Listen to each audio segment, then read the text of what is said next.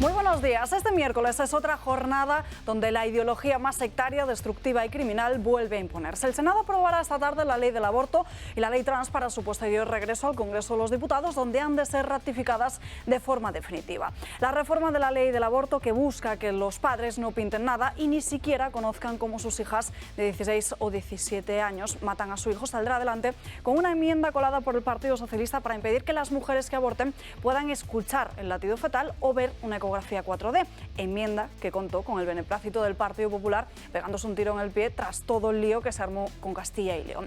Coincide además en el tiempo con el estudio del recurso de los populares en el Tribunal Constitucional a la ley de Zapatero. Por su parte, la ley trans permitirá el cambio de sexo en el registro desde los 16 años, sin tratamientos, sin informes médicos y sin informes psicológicos, sin otro requisito que la simple voluntad.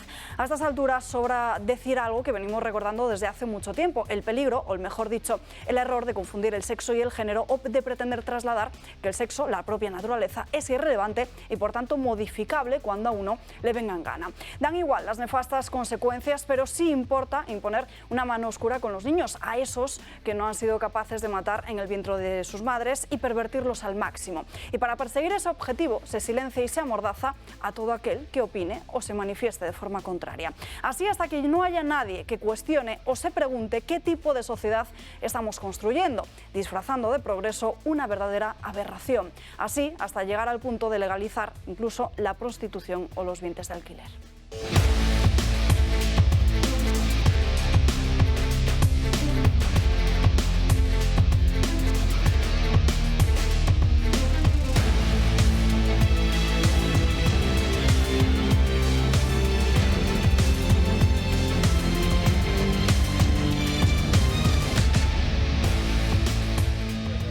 Muchos asuntos de los que hablar este miércoles aquí en Dando Caña. También veremos cómo estas leyes ideológicas impiden el paso de gobernar en otras cuestiones, como puede ser la investigación o la lucha contra el cáncer o los enfermos de ELA. Se lo contaremos aquí. Además, hemos estado con una de esas víctimas de la ley del sí es sí, que ve cómo su agresor va a salir en libertad en apenas unos días. También estaremos muy pendientes de lo que está sucediendo en el Congreso de los Diputados después de esa sesión de control, y veremos los rifirrafes que ha tenido Pedro Sánchez y los temas que han sobrevolado la Cámara Baja, como son la ley del sí es sí, también lo que sucedió en Argelia hace apenas en Algeciras, disculpen, hace apenas unos días, o la polémica del policía infiltrado que le ha echado en cara a su socio de Esquerra. Saludamos a los invitados que nos acompañan hoy. Don Julio Ariza, muy buenos días. Pues muy buenos, y además con estos invitados de hoy, yo casi, no sé, esto es un lujo enorme. Bueno, ¿y tu Telegram? El Telegram está funcionando desde las 5 de la mañana, así que no os durmáis porque... Porque Julio no duerme. Claro, no se puede uno relajar tal como están las cosas. Bueno, lo primero que sin duda alguna hay que enviar un gran abrazo y una oración a todos los que están sufriendo en Turquía, en Siria, allí donde ha afectado este terrible terremoto. Más de 8.000 muertos. La verdad que es una cosa catastrófica, dramática, ver las imágenes de a veces esos pequeñitos que han rescatado entre las ruinas. En fin, es una cosa increíble, tremenda. Y bueno, pues recordar eso, que la naturaleza pues tiene sus reglas y sus normas, y los seres humanos pues tenemos que estar atentos a qué es lo que nos dicta la naturaleza en tantas y tantas cosas. Yo creo que desde ese punto de vista esta sociedad ha perdido un poquito el norte y se ha olvidado de que hay que tener mucho respeto y mucho cuidado con la naturaleza. Sin duda. Josep María Francas, muy buenos días. Pues mira, muy buenos días. Hoy vengo de espectador de espectáculos, valga la redundancia, porque después de ver el espectáculo del control, la sesión de control, que ha sido verdaderamente alucinante hoy, porque ya no es que Pedro Sánchez no haya respondido a la PP, al que nunca responde y siempre dice lo mismo. Nosotros no somos como ustedes lo hicieron todo mal, solo insultan y además no sé qué. Y después a Vox, que dice, usted es Vox, como es Vox ya no me interesa, pero de momento, sino que ni siquiera respondió a Esquerra. O sea, Esquerra le preguntaba por una cosa y el presidente respondía a otra. Esquerra decía, no, si no preguntaba esto, preguntaba esto otro. Y ha seguido respondiendo eso. O sea, el teatro ya es brutal. Bueno, después de eso me he encontrado con que sigue el espectáculo del sí es sí, o el no sé qué, no es no sé cuántos. Porque la pobre, no sé si lo has visto tú, la pobre ministra Llop, en una entrevista, creo, sí, pobre, porque el espectáculo es tristísimo. Bueno. O sea, que te salgan a hacer defender una cosa que tú no has tenido nada que ver, que seguramente no te gusta nada. Hombre, pero es la ministra de Justicia. Ya, pero entonces déjale decir a la pobre mujer lo que piensa. Las leyes han salido del gobierno. No, a ver, evidentemente, pero no estaba. Esta es la única que no estaba. O sea, si el resto son culpables, esta es menos culpable porque no estaba. Pero sí la ha defendido en alguna ocasión. Bueno, qué remedio, claro, si no le se va al cargo. Y como de comer eso todo el mundo le interesa. Ahora se la ve muy enfadada, eso sí. Sí, pero ha sido alucinante ver cómo la pobre no sabían exactamente qué decir. Y bueno, parece que en simultáneo Irene Montero en otro sitio estaba atacando a esta, con lo cual ahora hay un duelo se nota que se llevan muy bien. Un duelo interesante. Lidia Falcón, muy buenos días. Hola, buenos días. Y podemos decir buenos días, porque me habéis traído de los pelos.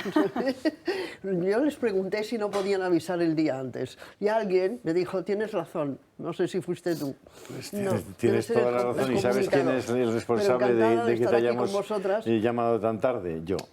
Así que asumo mi responsabilidad eres tú. Y espero que no vuelva a repetirse. No. Salvo que ¿Por tengamos... qué no me ponéis un día, verdad? Pues claro, un día que sí. ritual? Pues sí, pues podría claro que venir. sí. Aunque ahora, claro, hay tantas novedades, ¿verdad? Es tan importante la ley del sí es sí, porque el terremoto de Turquía, el de Siria, la guerra de Ucrania, la inflación, el paro, todo esto no tiene importancia frente a la ley del sí es sí. Todos los diputados, todos los medios de comunicación, todas las feministas estamos sin aliento pensando que nos va a pasar, ¿no?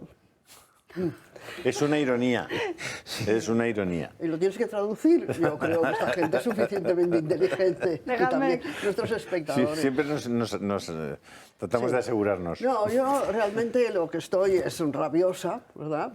Porque antes que deprimirse, mejor es estar rabioso.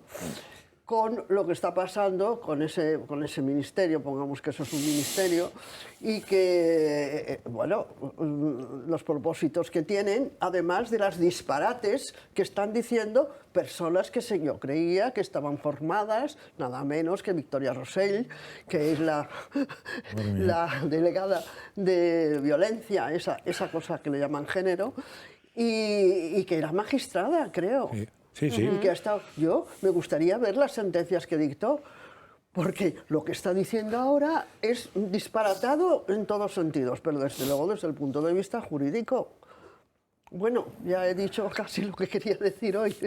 Seguiremos hablando de ello. Patricia de las Heras, muy buenos días, ¿qué tal? Muy buenos días y muchas gracias por la invitación. El placer es nuestro, que además es la primera vez, si no me equivoco, que estás en Dando Caña, ¿no? En este programa sí, correcto. José Manuel García Margallo, muy buenos días, ¿qué tal? Hola, buenos días. Bueno, te has hecho viral en las últimas horas después de ese pequeño desencuentro que has tenido con Pablo Iglesias. No fue pequeño, ¿eh? No fue pequeño. Por decirlo de alguna forma más suave. Sí, de verdad, lo que estoy es asombrado porque el tuit mío está ya por encima del 500.000 de entradas en muy poco tiempo. Pero ¿Y qué has dicho? Pues mira, Pablo Iglesias se permitió en una televisión que tiene, en la que habla él solo, que se llama La Base, contar que él le había propuesto al ministro del Interior, a Grande García Marlaska, al hilo de los policías que se habían infiltrado en un grupo de independentistas y que habían tenido relaciones sexuales con todas ellas, que por qué no hacía eso con el Partido Popular, que era el partido más corrupto de España. Y que la gente del Partido Popular, nos citaban nominalmente algunos, citaba a Pablo Casado, a Núñez Feijóo, por supuesto a Cospedal, a mí, que debían infiltrarnos policías porque nosotros éramos muy viciosos y en la cama explicábamos todo lo que ellos quisieran saber. Y si se nos daba droga, además, mucho mejor. Y los adjetivos que utilizaba pues eran como que éramos unos corruptos de mierda, literal. Claro, y entonces me indigné, estuve incluso pensando no ir al programa para no coincidir con Pablo Iglesias, pero decidí que había que dar la cara. Entonces expliqué lo que a mí me parecía de lo que había dicho, él negó que lo hubiese dicho, yo pedí el VAR. Dije, tengo aquí el vídeo de Pablo Iglesias, que se ponga para ver si ha dicho lo que ha dicho.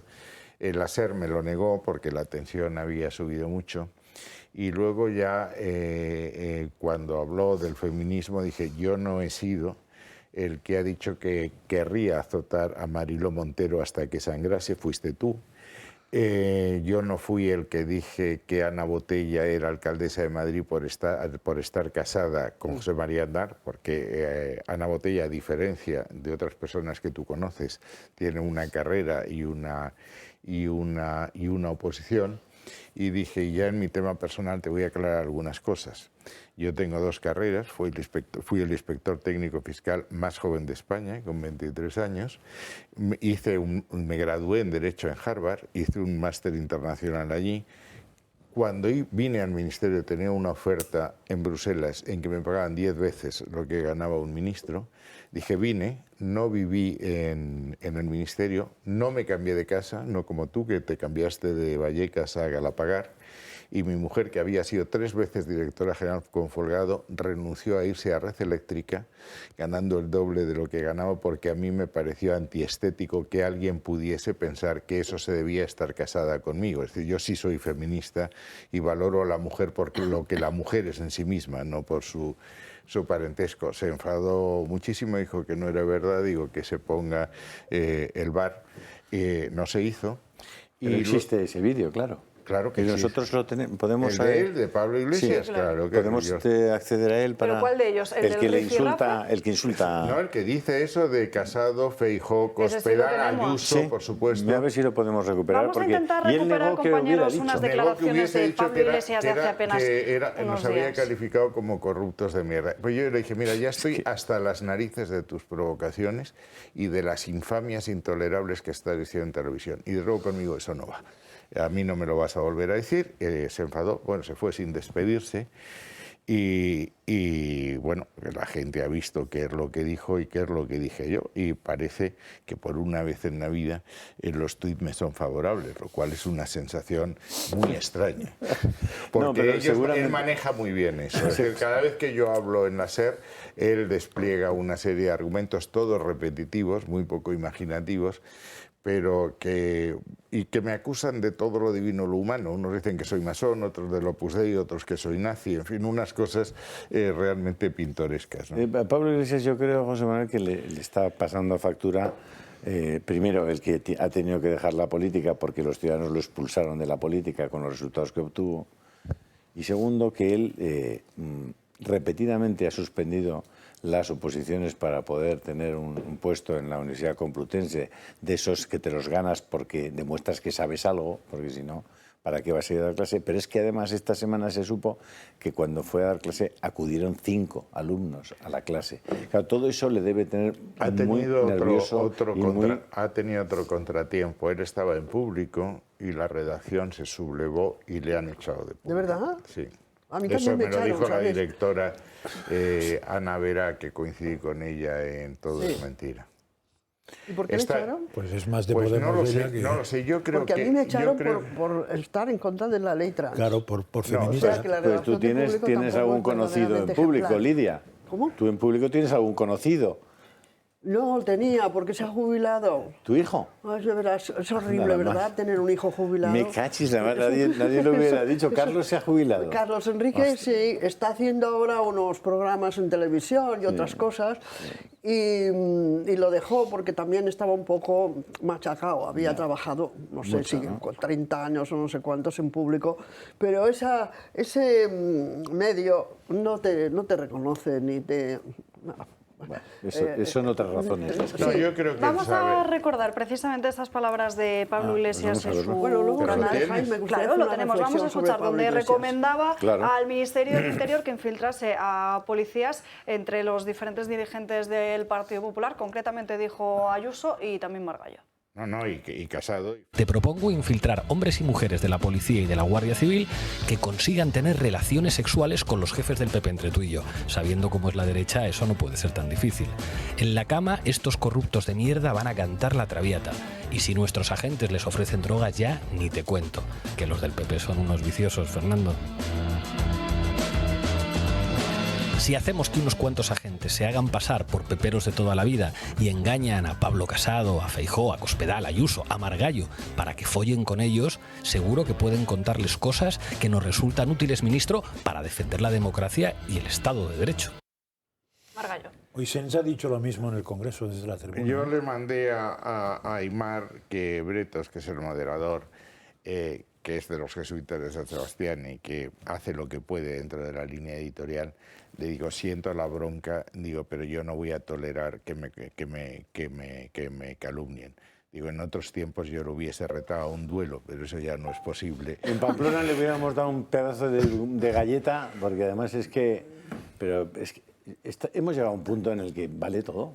Pero es que te vas a un juez con eso y dices, bueno, libertad de expresión. Eso no lo ganas en un juzgado. Por eso te digo que no te sirve, de nada. Entonces tendrá que haber alguna, para poder seguir conviviendo en paz y en libertad, tendrá que haber alguna fórmula para que un tío no te pueda escupir a la cara y tú te tengas que quedar. Bueno, pues porque yo pasa un tío más bajito a mi lado y porque sea más bajito no le pego una colleja. Bueno, ¿no? Le respeto amigo, como a un tío alto. Yo ni siquiera al ministro de Exteriores, que es mucho más bajo. Pero es que no valoro eso, valoro a la persona, tal. No, pero no, estos es que tíos sobre todo, y se luego creen dice que esto era una broma, digo, mira, yo bromas que con mi honor no las tolero. No, hombre, no.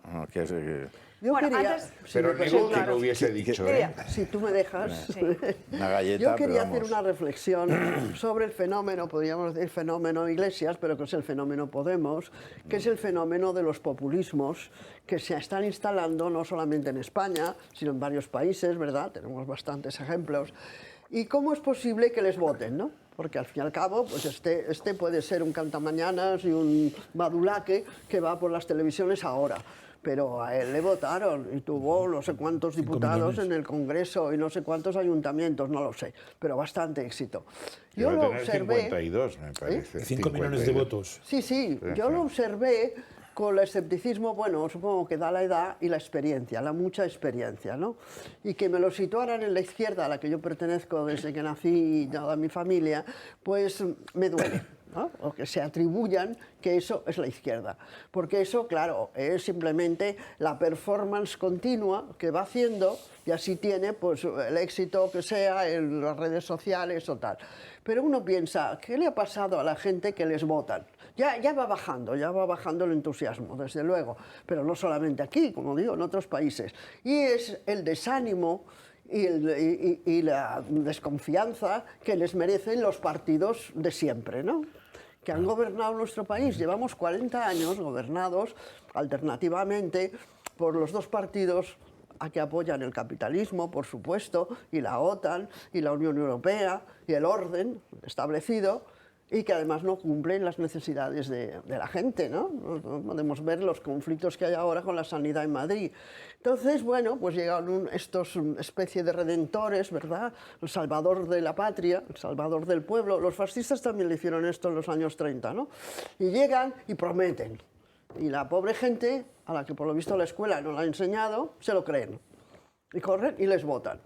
Luego ellos se ensoberbecen porque no hay, como ver, la arrogancia que tienen, ¿no? Su mujer, no digamos, en ese Ministerio de Igualdad, defendiendo lo indefendible, porque les han dado un ministerio, claro, les han dado una silla, les han dado un sello y una firma y se creen ya que gobiernan el mundo.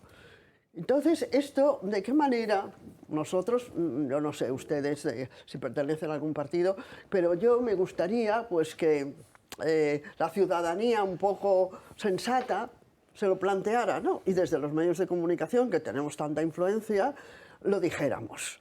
Porque por aquí solo se va el caos. Si ahora sale otro salvador de la patria, de la línea que sea, y se pone a prometer lo que se le ocurra, a lo mejor también se lo creen. Y ahora tenemos un Congreso que es inoperante, porque está completamente dividido. Estábamos muy enfadados hace muchos años con el bipartidismo, ¿no? Decían, bueno, nos cambian A por B y luego B por A. Bueno, eso tampoco servía más que para mantener siempre el mismo estatus, ¿no?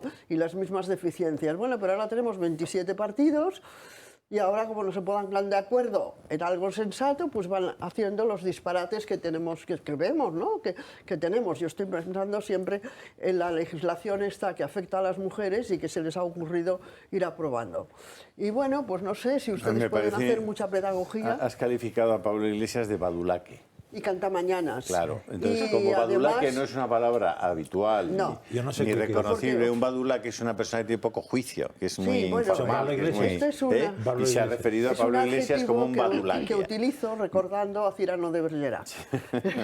Porque uno ha leído, ¿sabes? Lo único que Oye, pasa... pues a la cama no te irás sin saber una cosa más. Desde luego. Vamos a hablar ahora de esa ley del sí es sí, también de la ley trans, pero antes me gustaría que pusiéramos un poquito de humor a la mañana y viéramos las siguientes imágenes del alcalde de Madrid, José Luis Martínez Almeida, ayer en Casalucio, porque el alcalde la ha vuelto a liar, ahí lo están viendo, al intentar descubrir esa placa. Al principio parecía un problema de altura o de coordinación entre ambos, pero finalmente el alcalde de Madrid no puede descubrir esa placa y tiene que ser uno de los trabajadores de Casalucio el que tira finalmente de la cortina y casi se les cae encima a todos. ¿Y qué dice la placa? Pues no, la verdad es que es un hombre que tiene muy mala suerte, ¿eh? Es un poco como Mr. Bean, a mí me recuerda un poco a Mr. Bean. Ahí tienes la contestación que yo le di, si ese vídeo lo tienes, que explica lo de la ley sí es sí, con bastante claridad. Reenvíamelo si puedes, José Manuel. No sé. ¿No sabes reenviarlo? Joder. No es fácil explicarlo el desaguisado, ¿eh? Porque yo estoy escuchando todas las opiniones y aún no sobre entiendo. el sí es sí. Sí, aún no entiendo. Pues si os parece vamos a ver una pieza que hemos elaborado en esta casa, que ha elaborado nuestro compañero Miguel Gutiérrez sobre la reforma del Partido Socialista, sobre esta llamada ley de libertad sexual. Veamos por un lado cómo eran, veremos en esta pieza cómo eran las penas según la ley antigua, que fue lo que dijo el Ministerio de Igualdad, lo que ha hecho con esta ley del sí es sí, y a lo que propone volver el Partido Socialista. El Partido Socialista ha presentado en solitario una reforma de la Ley de Libertad Sexual de Irene Montero. La proposición de ley supone el desmantelamiento total del sí es sí, a pesar de la inclusión de cambios a la hora de denominar los delitos para que la corrección no sea tan evidente. Vamos por partes. El Código Penal del año 95 distinguía entre abuso sexual y agresión sexual. El abuso es el acto sexual no consentido, penado con entre 1 y 3 años de prisión, y entre 4 y 10 si hay penetración. La agresión es el acto sexual sin consentimiento y con violencia o intimidación, penada con entre 1 y 5 años de cárcel, y si hay penetración la pena es de 6 a 12 años. ¿Qué ha hecho el sí es sí? Aunar ambos delitos en un único delito llamado agresión, penado con entre 1 y 4 años de cárcel, a caballo entre el abuso y la agresión. En caso de penetración, hablamos de 4 a 12 años de prisión. ¿Y qué hace la propuesta del Partido Socialista? Pues volver al modelo anterior. La reforma habla de agresión, como la ley de Montero, pero incluye de nuevo la violencia o intimidación como factores. De esta manera introduce la distinción entre abuso y agresión a pesar del juego de nombres con los delitos y se vuelve a las penas del año 95. Veamos una comparativa. Agresión sexual sin agravante. El Código Penal del 95 pena este delito con entre 1 y 5 años. El sí es sí con entre 1 y 4 y la reforma del Partido Socialista con entre 1 y 5 años. Vuelta al modelo anterior. Otro más. Agresión sexual con agravante. Código Penal del 95, 5 a 10 años. Si es sí, 2 a 8 y la reforma del Partido Socialista 5 a 10. Una vez más, vuelta al modelo anterior. Agresión sexual con penetración, Código Penal del 95, 6 a 12 años. Si es sí, 4 a 12 años y los socialistas 6 a 12. Idénticas penas a las anteriores a Montero.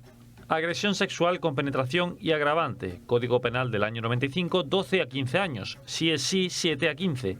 Y el Partido Socialista, 12 a 15 años. Todo igual. En definitiva, el Partido Socialista ha presentado de facto una enmienda a la totalidad a la Ley de Libertad Sexual. Y esta misma mañana, además, ahora le doy paso a la mesa, como bien decía, adelantaba Francasa al principio de este programa, Pilar Llop, al mismo tiempo que Irene Montero, participaban en diferentes entrevistas y se criticaban una a la otra. Escuchen. Esas víctimas que están viendo cómo hay jueces, aunque sean una minoría, la mayoría de jueces aplica bien la ley y no está rebajando penas, pero hay una minoría de jueces que están aplicando de forma incorrecta la ley y el derecho transitorio y están tomando decisiones que implican rebajas de penas para agresores sexuales. Yo no creo que sea un debate técnico, creo que es una discrepancia política fuerte. Vamos, yo no comparto en absoluto esas manifestaciones, cada cual es responsable de lo que dice, cada cual es responsable de sus palabras y le puedo asegurar, porque además también he tenido el privilegio de ser la responsable a nivel técnico del Observatorio contra la Violencia Doméstica y de Género del Consejo General del Poder Judicial durante muchos años y ser magistrada de un juzgado de violencia sobre la mujer, que en España los jueces y las juezas están formados, se les da formación. Julio. Tengo a mi nieta mirándome, que tiene 7 meses. María, a dormir. Marieta, a dormir, hombre. A dormir, venga. Esta mañana Pilar Llop ha Tengo usado... que saludarla, joder. Si está ahí en el suelo Sí, mirando además a la... me han dicho que no quita ojo de la televisión, viendo la Marieta, a dormir. Lidia, que creo que querías explicar esto. Bueno, sí, yo de la querría, ley, sí. si tengo unos minutos, explicar el pecado original de lo que ha sucedido con la ley del sí es sí. Claro, lo haré brevemente porque tiene un largo proceso y es el Código Penal del 95 que el ilustre señor Juan Alberto Belloc se empeñó en aprobar, que le llamó el Código Penal de la Democracia. Cómo me gusta que una mujer explique el pecado original. Sí. Porque sois un poquito responsables de ese asunto. No, y además somos culpables nosotras, naturalmente, para toda la humanidad. Caray, pobre Eva, ¿eh? Qué responsabilidad. Bueno, ella se quitó los restos. Bueno, Ha sido la serpiente, le dijo realmente adiós. Cuando... yo no creo que haya una mujer que haya tenido más poder y responsabilidad en la historia del mundo, no ¿verdad? tengo ninguna duda. Vale. Bueno, pues este señor, entre otros disparates, eliminó del Código Penal, eliminó el delito de proxenetismo, el de estupro, el de perversión de menores, el de violación, que ha desaparecido, la palabra violación desapareció del Código Penal, y me parece que me falta alguno más. Y además dio el consentimiento para prestar, la edad para prestar consentimiento sexual a los 12 años. Yo les cuento esto porque invertí una buena parte de mi vida, si me devolvieran esos años sería más joven, protestando por semejantes disparates, ¿no? El delito de estupro, por ejemplo, que es romano, se había mantenido a lo largo de toda la historia jurídica de nuestro país durante siglos, pues desapareció, que es el de tener relaciones sexuales de un mayor, lo digo por sí, porque pues, con un menor. Bueno, pues conseguimos, al cabo de no sé cuánto tiempo discutiendo con el defensor del menor, que se subiera la edad de consentimiento sexual de 12 a 13 años. Bueno, pues ya se sabe, ¿verdad? Las cosas de palacio van despacio. Bueno, pues este es el pecado original, porque como desapareció la calificación de violación, se quedó en abusos sexuales y agresión sexual. Y entonces, pues había estas diferencias de penas, ¿verdad? Según, naturalmente, no es lo mismo, ¿verdad?, que te metan mano en el metro, que es bien desagradable, pero en fin, puedes superarlo, que te viole 5 tíos en el suelo de una portal como los de la Manada. Por lo tanto, había una diferenciación de penalización y de calificación. Bueno, y sucedió lo de la Manada. Entonces, los primeros jueces, aquel que decía que fue un jolgorio, por ejemplo, yo escribí un artículo sobre este señor, pues calificaron aquella situación de abuso y le pusieron la pena en el escalón más bajo de las calificaciones de estos delitos. Y claro, bueno, el Supremo lo corrigió, ¿verdad? Y dijo que, en fin, que no se podía hacer. Pero entonces llegaron las redentoras de la humanidad, sobre todo de la humanidad femenina, que son esa señora y todo su equipo. Y dijeron, nada, hay que abolir el delito de abuso sexual, todo es agresión sexual, ¿verdad? Pero claro, resultaba que la escala de penas era diferente, porque, repito, tampoco desde un punto de vista simplemente ecuánime, ¿verdad? Y no se puede castigar de la misma manera pues al que se ha abusado en un momento dado del que te ha violado en el suelo de tu portal. Bueno, pues bajaron las penas de todos. Y entonces haciendo un engrudo jurídico que no hay quien se lo trague. Pero yo además pregunto, esta señora no está sola, porque claro, todas las críticas se vierten sobre la señora ministra, que es la titular del ministerio. Pero esta ley tardó 2 años y medio en discutirse. Tuvo los letrados de la Cámara para tener asesoramiento. Tuvo el informe del Consejo del Poder Judicial, del Consejo de Estado, del Fiscal General del Estado y de los 10 partidos que lo aprobaron. 10 partidos del Congreso, tan dignos, con tanta categoría, con tantos títulos como tienen, lo aprobaron. Y se les olvidó poner la disposición transitoria segunda, que es la que regula qué va a pasar entre una ley y otra, ¿no? Se les olvidó, no la pusieron. Y el resultado es el que es, naturalmente. Los jueces están aplicando, bueno, con cierta rigidez, pero aplican la ley que les han dado. Y entonces salen ahora estas señoras que tengo en pantalla diciendo que todo se debe al machismo de los jueces. Cuestión que yo no voy a discutir mucho, porque sería cuestión de otro programa, ¿no?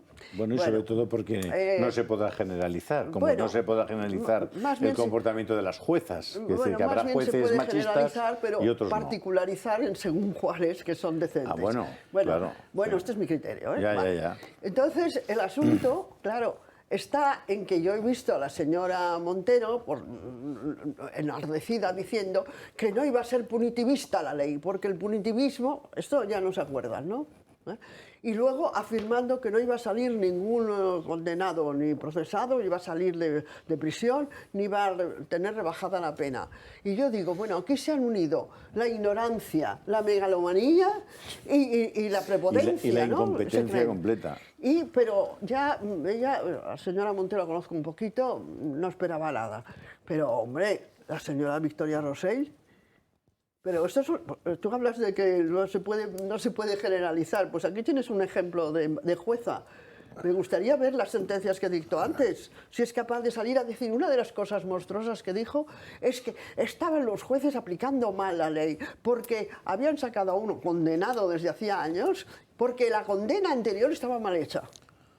Y como la sentencia anterior estaba mal hecha, pues no sé si quería cambiarla al cabo de 4 o 5 años de ser firme, ¿no? José Manuel, venga. Vamos a ver, yo creo que aquí hay 2 aspectos, el aspecto jurídico y el aspecto político de fondo, porque yo creo que aquí hay una maniobra deliberada para anular a Irene Montero como posible candidata del espacio de la izquierda en contra de Yolanda Díaz, que es lo que quiere Pablo Iglesias. Aquí se ha producido un anteproyecto, los anteproyectos de ley se informan por el servicio jurídico, por el abogado de Estado del departamento, se aprueban y pasan a la comisión delegada de secretarios de Estado y subsecretario, donde hay otro informe jurídico, y se aprueban en el Consejo de Ministros, donde había nada menos que 3 magistradas.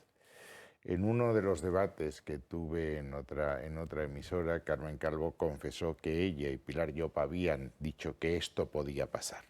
Pero lo dijeron muy bajito, ¿eh? No, perdóname. Que podía pasar, ¿por qué? Porque el artículo 2 del Código Penal recoge un principio que viene desde el derecho romano, que es indubio pro reo. Exacto. Y que dice el artículo 2 que las leyes que tengan efectos beneficiosos para el reo se aplicarán retroactivamente, aunque haya sentencia firme esté cumpliendo condena.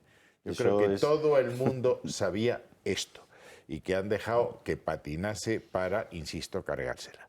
Y no la han corregido en el acto para que los números fuesen dando la razón para demostrar o sea, ¿tú crees que esto es de propósito? Hombre, Carmen Calvo lo dice claramente, que no se toca porque es una ley esto de no Irene puede ser de Montero. otra manera. Si tú sabes que eso es un error, no dejas que se beneficien 400 personas. Luego hicieron otro disparate jurídico, que es decir que la interpretación que los jueces debían ser es la que el gobierno dijese, y la meten en una exposición de motivos de una ley que no tiene nada que ver, la ley que modifica el Tribunal Constitucional, etcétera. Todo el mundo sabe que una exposición de motivos no tiene efectos normativos. ¿Qué defectos ha habido aquí de procedimiento? Porque esto ya afecta a la esencia del procedimiento legislativo en una democracia.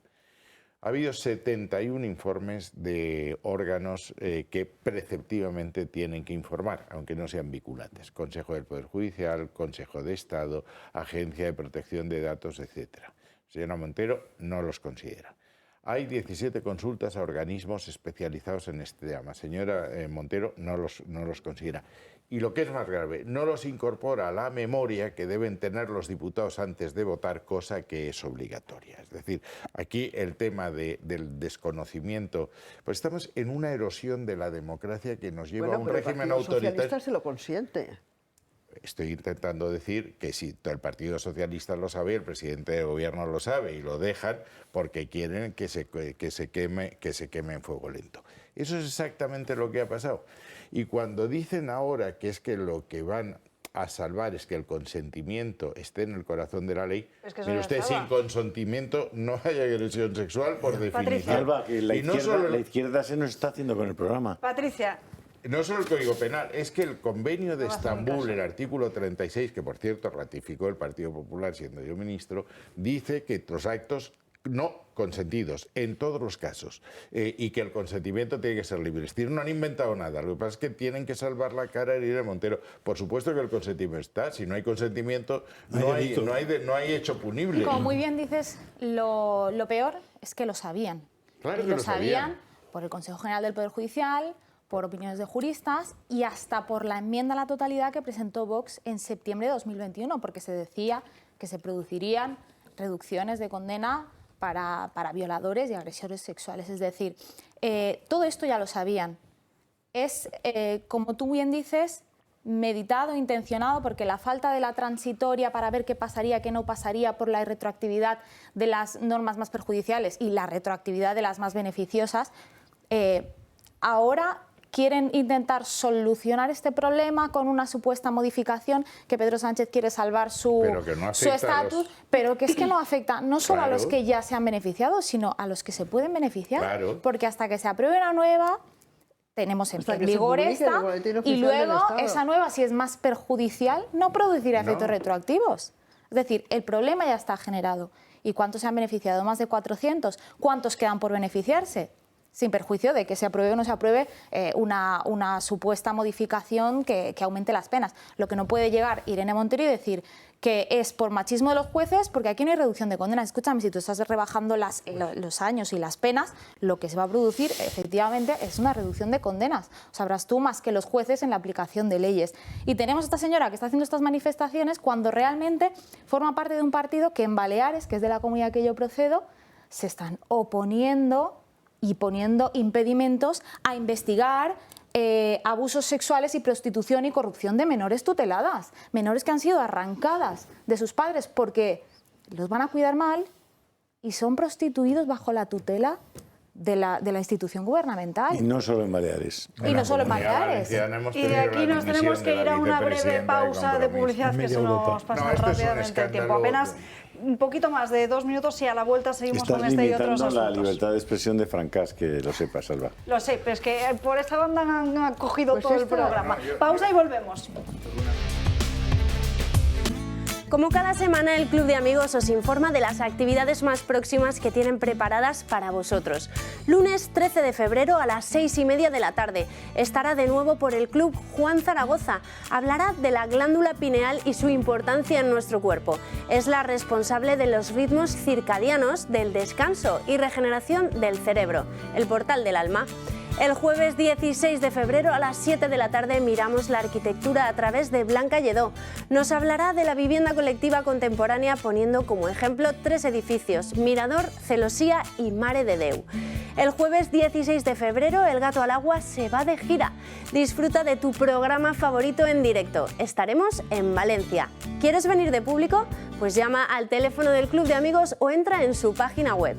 El lunes 20 de febrero a las 7 de la tarde comienza el ciclo de Historia con José Javier Esparza. En este ciclo se hablará sobre la verdadera historia de la conquista de América y en esta primera sesión nos centraremos en el origen, el problema de Colón y la ruta de Occidente.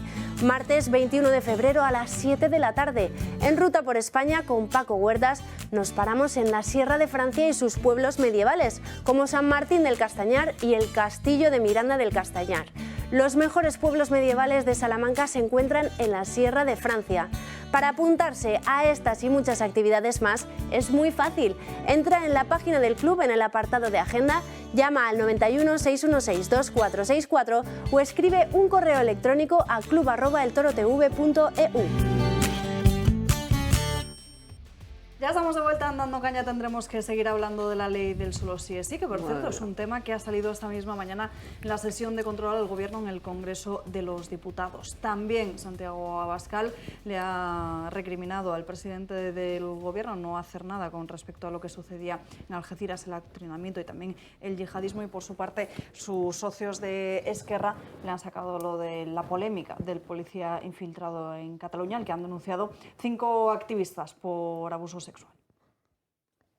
Miércoles 8 de febrero, Pedro Sánchez se somete a la primera sesión de control del año al Gobierno en el Congreso. Varios asuntos por los que responder y dar la cara. La ley del sí es sí está a la orden del día. Las rebajas de condenas de los agresores sexuales. El desastre de los trenes que no caben por los túneles. El cobro de 220 euros de más a los autónomos. Así lo ha preguntado Cuca Gamarra. Señor Sánchez, ¿es el presidente responsable de los actos de su gobierno? Y así ha respondido Sánchez. Tengo por costumbre dar la cara y asumir las responsabilidades de las acciones de mi gobierno cuando acertamos y cuando no acertamos, señoría. Me hago responsable, señoría, de un gobierno feminista,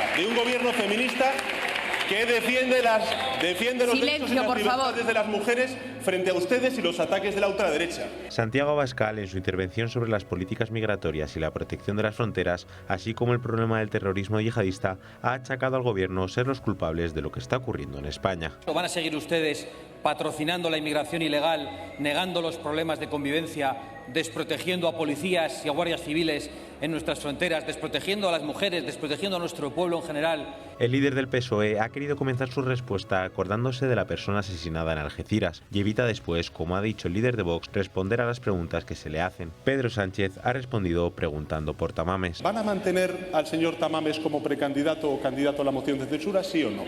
El señor Tamames, señoría, Silencio, por favor.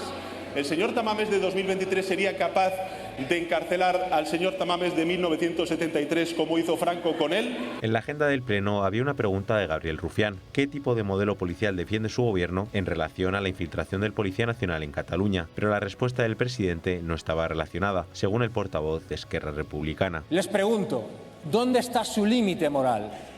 ¿Dónde está su límite ético? A lo que Sánchez responde con la ley Mordaza. De eliminar, como hemos hecho ya desde el punto de vista del acuerdo parlamentario con otras formaciones políticas, los aspectos más lesivos de la ley Mordaza. Otra sesión de control, una más en la que el presidente parece responder a las preguntas, pero no queda claro si de verdad lo hace, y en la que se ve que hay problemas hasta con sus socios. Y dejadme que salude ahora a Sergio Redondo, que es el candidato de Vox por Ceuta. Muy buenos días. Hola, buenos días. Bueno, las encuestas le colocan como los primeros en esas elecciones. Bueno, en Ceuta, pues nosotros lo decimos en multitud de ocasiones, las encuestas son. Nosotros realmente somos muy críticos con este tipo de estudios sociológicos, incluso cuando no son favorables, como en este caso. Lo que sí es cierto es que ese es el ánimo que se nota en la ciudad, ¿no?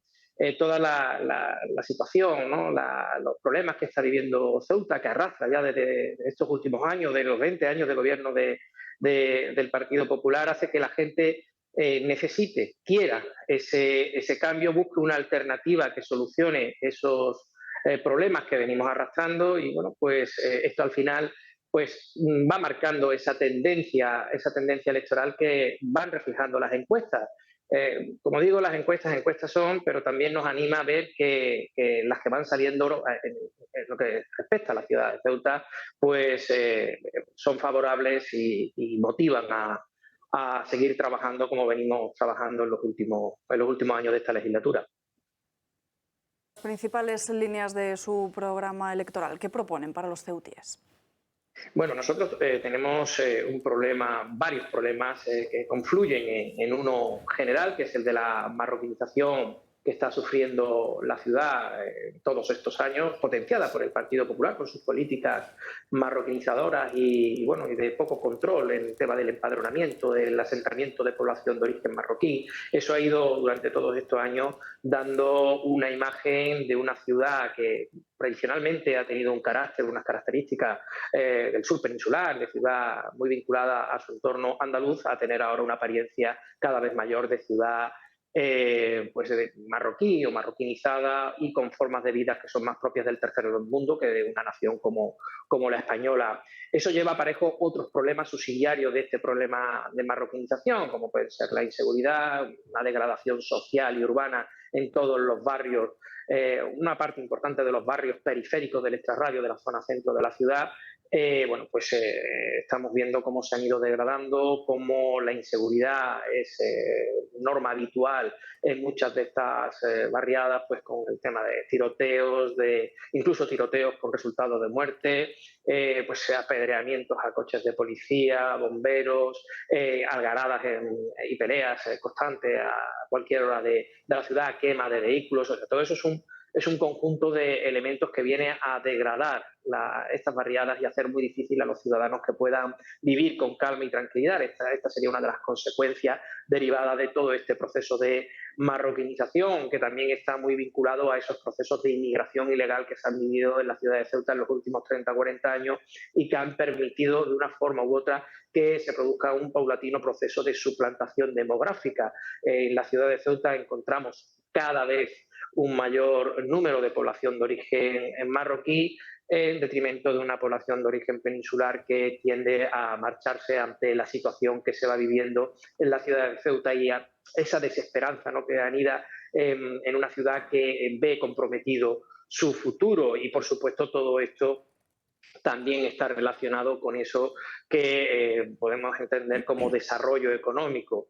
Una ciudad con estos problemas, con ese problema de marroquinización, con esa apariencia cada vez de ciudad más vinculada a su entorno marroquí que al entorno peninsular, todos esos problemas que hemos comentado de inseguridad, de tiroteos, de peleas de bandas, de narcotráfico. Bueno, pues como digo, esta situación hace que la ciudad se quede anclada en su proceso de desarrollo económico, no avance, no haya inversión, no quieran establecerse nuevas empresas en la ciudad ante la falta de perspectiva para ese futuro económico, y eso también va en perjuicio del futuro laboral de los ciudadanos, de los ceutíes, y que potencie también que se produzca esa inmigración de vuelta a la península de muchos ciudadanos que no ven ningún tipo de futuro económico en la ciudad. Esos son los principales problemas que nosotros estamos intentando señalar, que nosotros estamos intentando atajar con nuestras propuestas. Ahora mismo no somos gobierno, no tenemos capacidad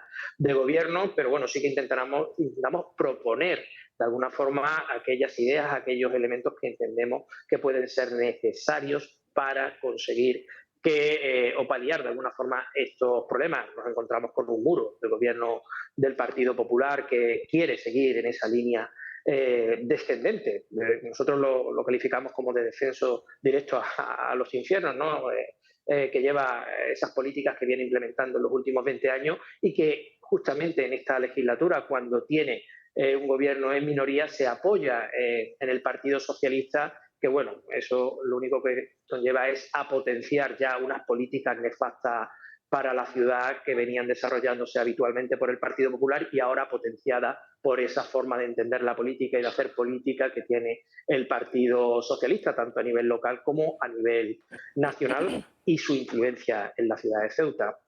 Sergio, le pregunta a Julio Ariza. Yo no conozco en absoluto, ni conozco Ceuta, ni conozco la problemática que tienen ustedes allí, aunque puedo imaginar algunas de las condiciones. ¿Cómo está el tema de la inmigración irregular, de la inmigración ilegal?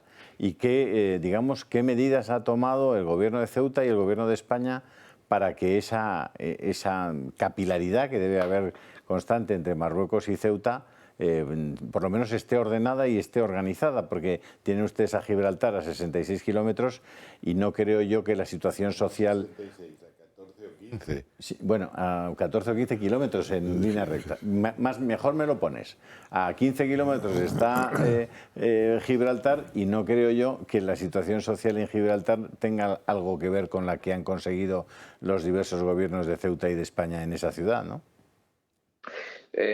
Las políticas a nivel general, tanto el gobierno del Partido Popular como el gobierno del Partido Socialista, han sido nefastas en el control migratorio. En la ciudad de Ceuta ese es el resultado de la imagen que estoy comentando de marroquinización de la ciudad, procesos de inmigración ilegal, la mayoría de origen magrebí. Se puede hablar de la inmigración subsahariana, esa inmigración es puntual, sí es cierto que se producen en muchos momentos asaltos masivos, hemos visto imágenes de asaltos en La Valla, esta inmigración llega, entra a los centros de estancia temporal de inmigrantes y cada X tiempo va saliendo a la península. No es una inmigración ilegal que acabe asentándose con carácter permanente en la ciudad de Ceuta. Nuestro problema migratorio es el de origen marroquí, especialmente marroquí, que bueno, pues se ha ido asentando de manera ilegal en los últimos 30 o 40 años y al final ha ido suplantando demográficamente a una ciudad, como he dicho, que tenía una imagen propiamente andaluza. Eso se ha producido por la inacción y la falta de control en todos estos procesos de inmigración ilegal que se han ido produciendo durante décadas en la ciudad de Ceuta. Bueno, hemos podido ver cómo en este último año, en el 2021, se produjo una invasión por parte de más de 15.000 marroquíes y, bueno, pues una parte sí vuelve a Marruecos, otra parte se queda o sale hacia la península por unos procesos bastante fraudulentos de concesiones de asilo y una parte se queda aquí en Ceuta y al final se acaba quedando primero en campamentos ilegales, después se va buscando cada sitio, cada hueco donde puede desarrollar o afincarse y al final esa población que entró de manera ilegal en la ciudad de Ceuta en masa no vuelve a Marruecos. Ni vuelve a Marruecos ni pasa a la península y se acaba quedando aquí, porque muchos de ellos también tienen conexiones familiares con todos esos inmigrantes ilegales que se han ido asentando en la ciudad de Ceuta en los últimos 30 años. Eso va potenciando esta entrada de inmigración que al final va generando unos derechos y con el tiempo, ante la falta de expulsión de estos inmigrantes que han ido afincándose de manera ilegal en la ciudad de Ceuta, pues te encuentras que van, como digo, adquiriendo esos derechos y pues al final acceden a una nacionalidad española, a una residencia para o sea, un dato que entendemos como relevante. En los últimos 2 años se han otorgado casi 1.000 nacionalidades españolas en la ciudad de Ceuta. En los 2 últimos años, 2-3 últimos años, casi 1.000 nacionalidades españolas en una ciudad tan pequeña como Ceuta, donde el censo poblacional es de 83.000 personas. La mayoría de esas nacionalidades se han concedido a gente que se ha ido asentando durante los últimos años de manera irregular en la ciudad de Ceuta. Pero es que además se están concediendo nacionalidades españolas a gente que no sabe hablar ni siquiera el español de manera correcta. Entonces, estamos viendo que ese proceso de inmigración ilegal no es algo como podemos ver a lo mejor en la península, la llegada masiva a través de pateras, sino que se ha ido consintiendo por todos los gobiernos de España durante los últimos 30 años y al final lo que han conseguido es generar un problema de inmigración en su origen y de marroquinización en su efecto en el momento actual. Le pregunta ahora Lidia Falcón. Hola, buenos días. Encantada de oírle. Yo conozco Ceuta. Yo conozco esa ciudad preciosa, realmente, en lugar y sitio únicos. Hace años, claro está. Quería preguntarle, ¿y el reparto de la riqueza? Es decir, ¿cómo se atiende a las clases más desfavorecidas? ¿Qué clase de asuntos sociales, de servicios sociales se les prestan? Porque usted ha hablado de la violencia y de los grupos delincuentes, pero hay que pensar, me gustaría que lo pensara todo el mundo, que esa violencia, la mayoría del tráfico de droga y la mayoría de los delitos que se cometen son motivados por las clases marginadas y por la falta de un apoyo institucional al trabajo, al empleo y al reparto de la riqueza.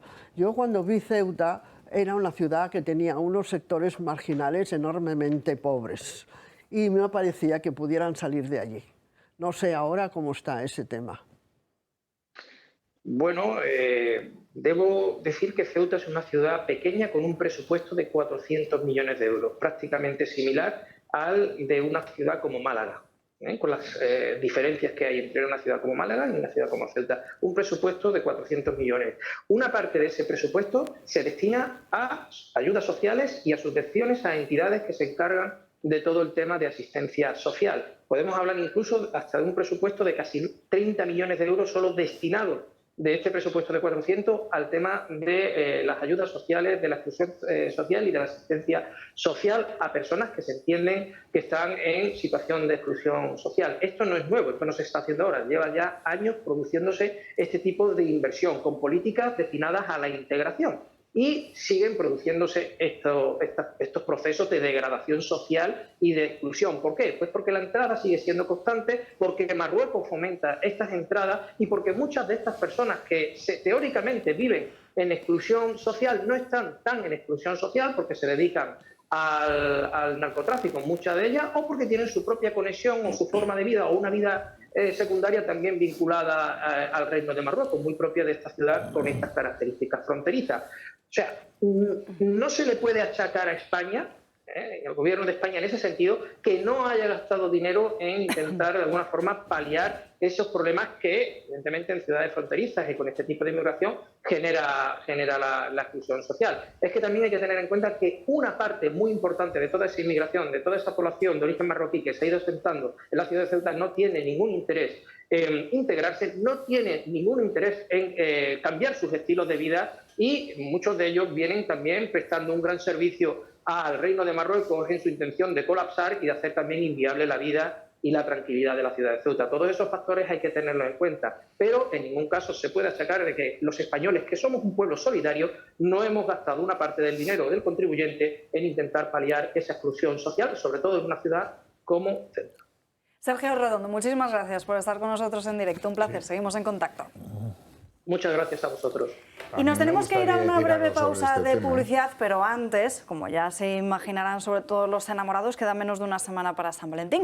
Así que si te gustaría hacer un regalo único que marque la diferencia, que sepan que el de los creadores de las famosas mascarillas españolitas presentan su último y más esperado proyecto, una original colección de joyas cuya inspiración gira en torno a nuestra querida bandera. Todas ellas de diseño exclusivo. Han sido fabricadas en plata de ley en el prestigioso Parque Joyero de Córdoba y además a cada una de ellas les corresponde el nombre de un personaje histórico de nuestra gloriosa España junto con una maravillosa reseña del mismo, como por ejemplo Isabel la Católica. ¿Quién dijo que no se puede lucir nuestra bandera con mucho estilo? Pues llamadles cuanto antes para San Valentín, ya sabes, ya tienes el regalo perfecto. Regala españolitas. 2 minutos y volvemos. Ya estamos de vuelta en Dando Caña, pasan unos minutos de la 1 en punto de la tarde. Vamos a conocer un caso real de una de esas mujeres afectadas por la ley del solo sí es sí, de la que ya se han beneficiado más de 400 agresores sexuales y violadores.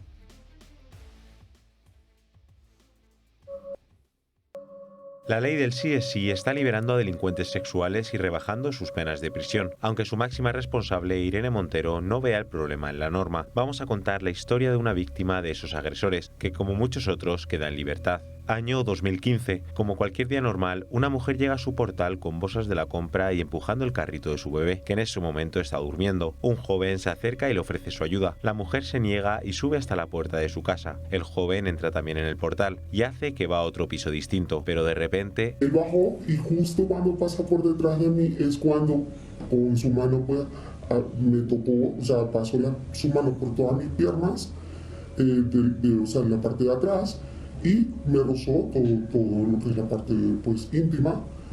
Inmediatamente yo me volteo y le digo pues cualquier cantidad de palabras de ¿qué te pasa? Yo no me sentí intimidada de gritar, sino de reprenderle.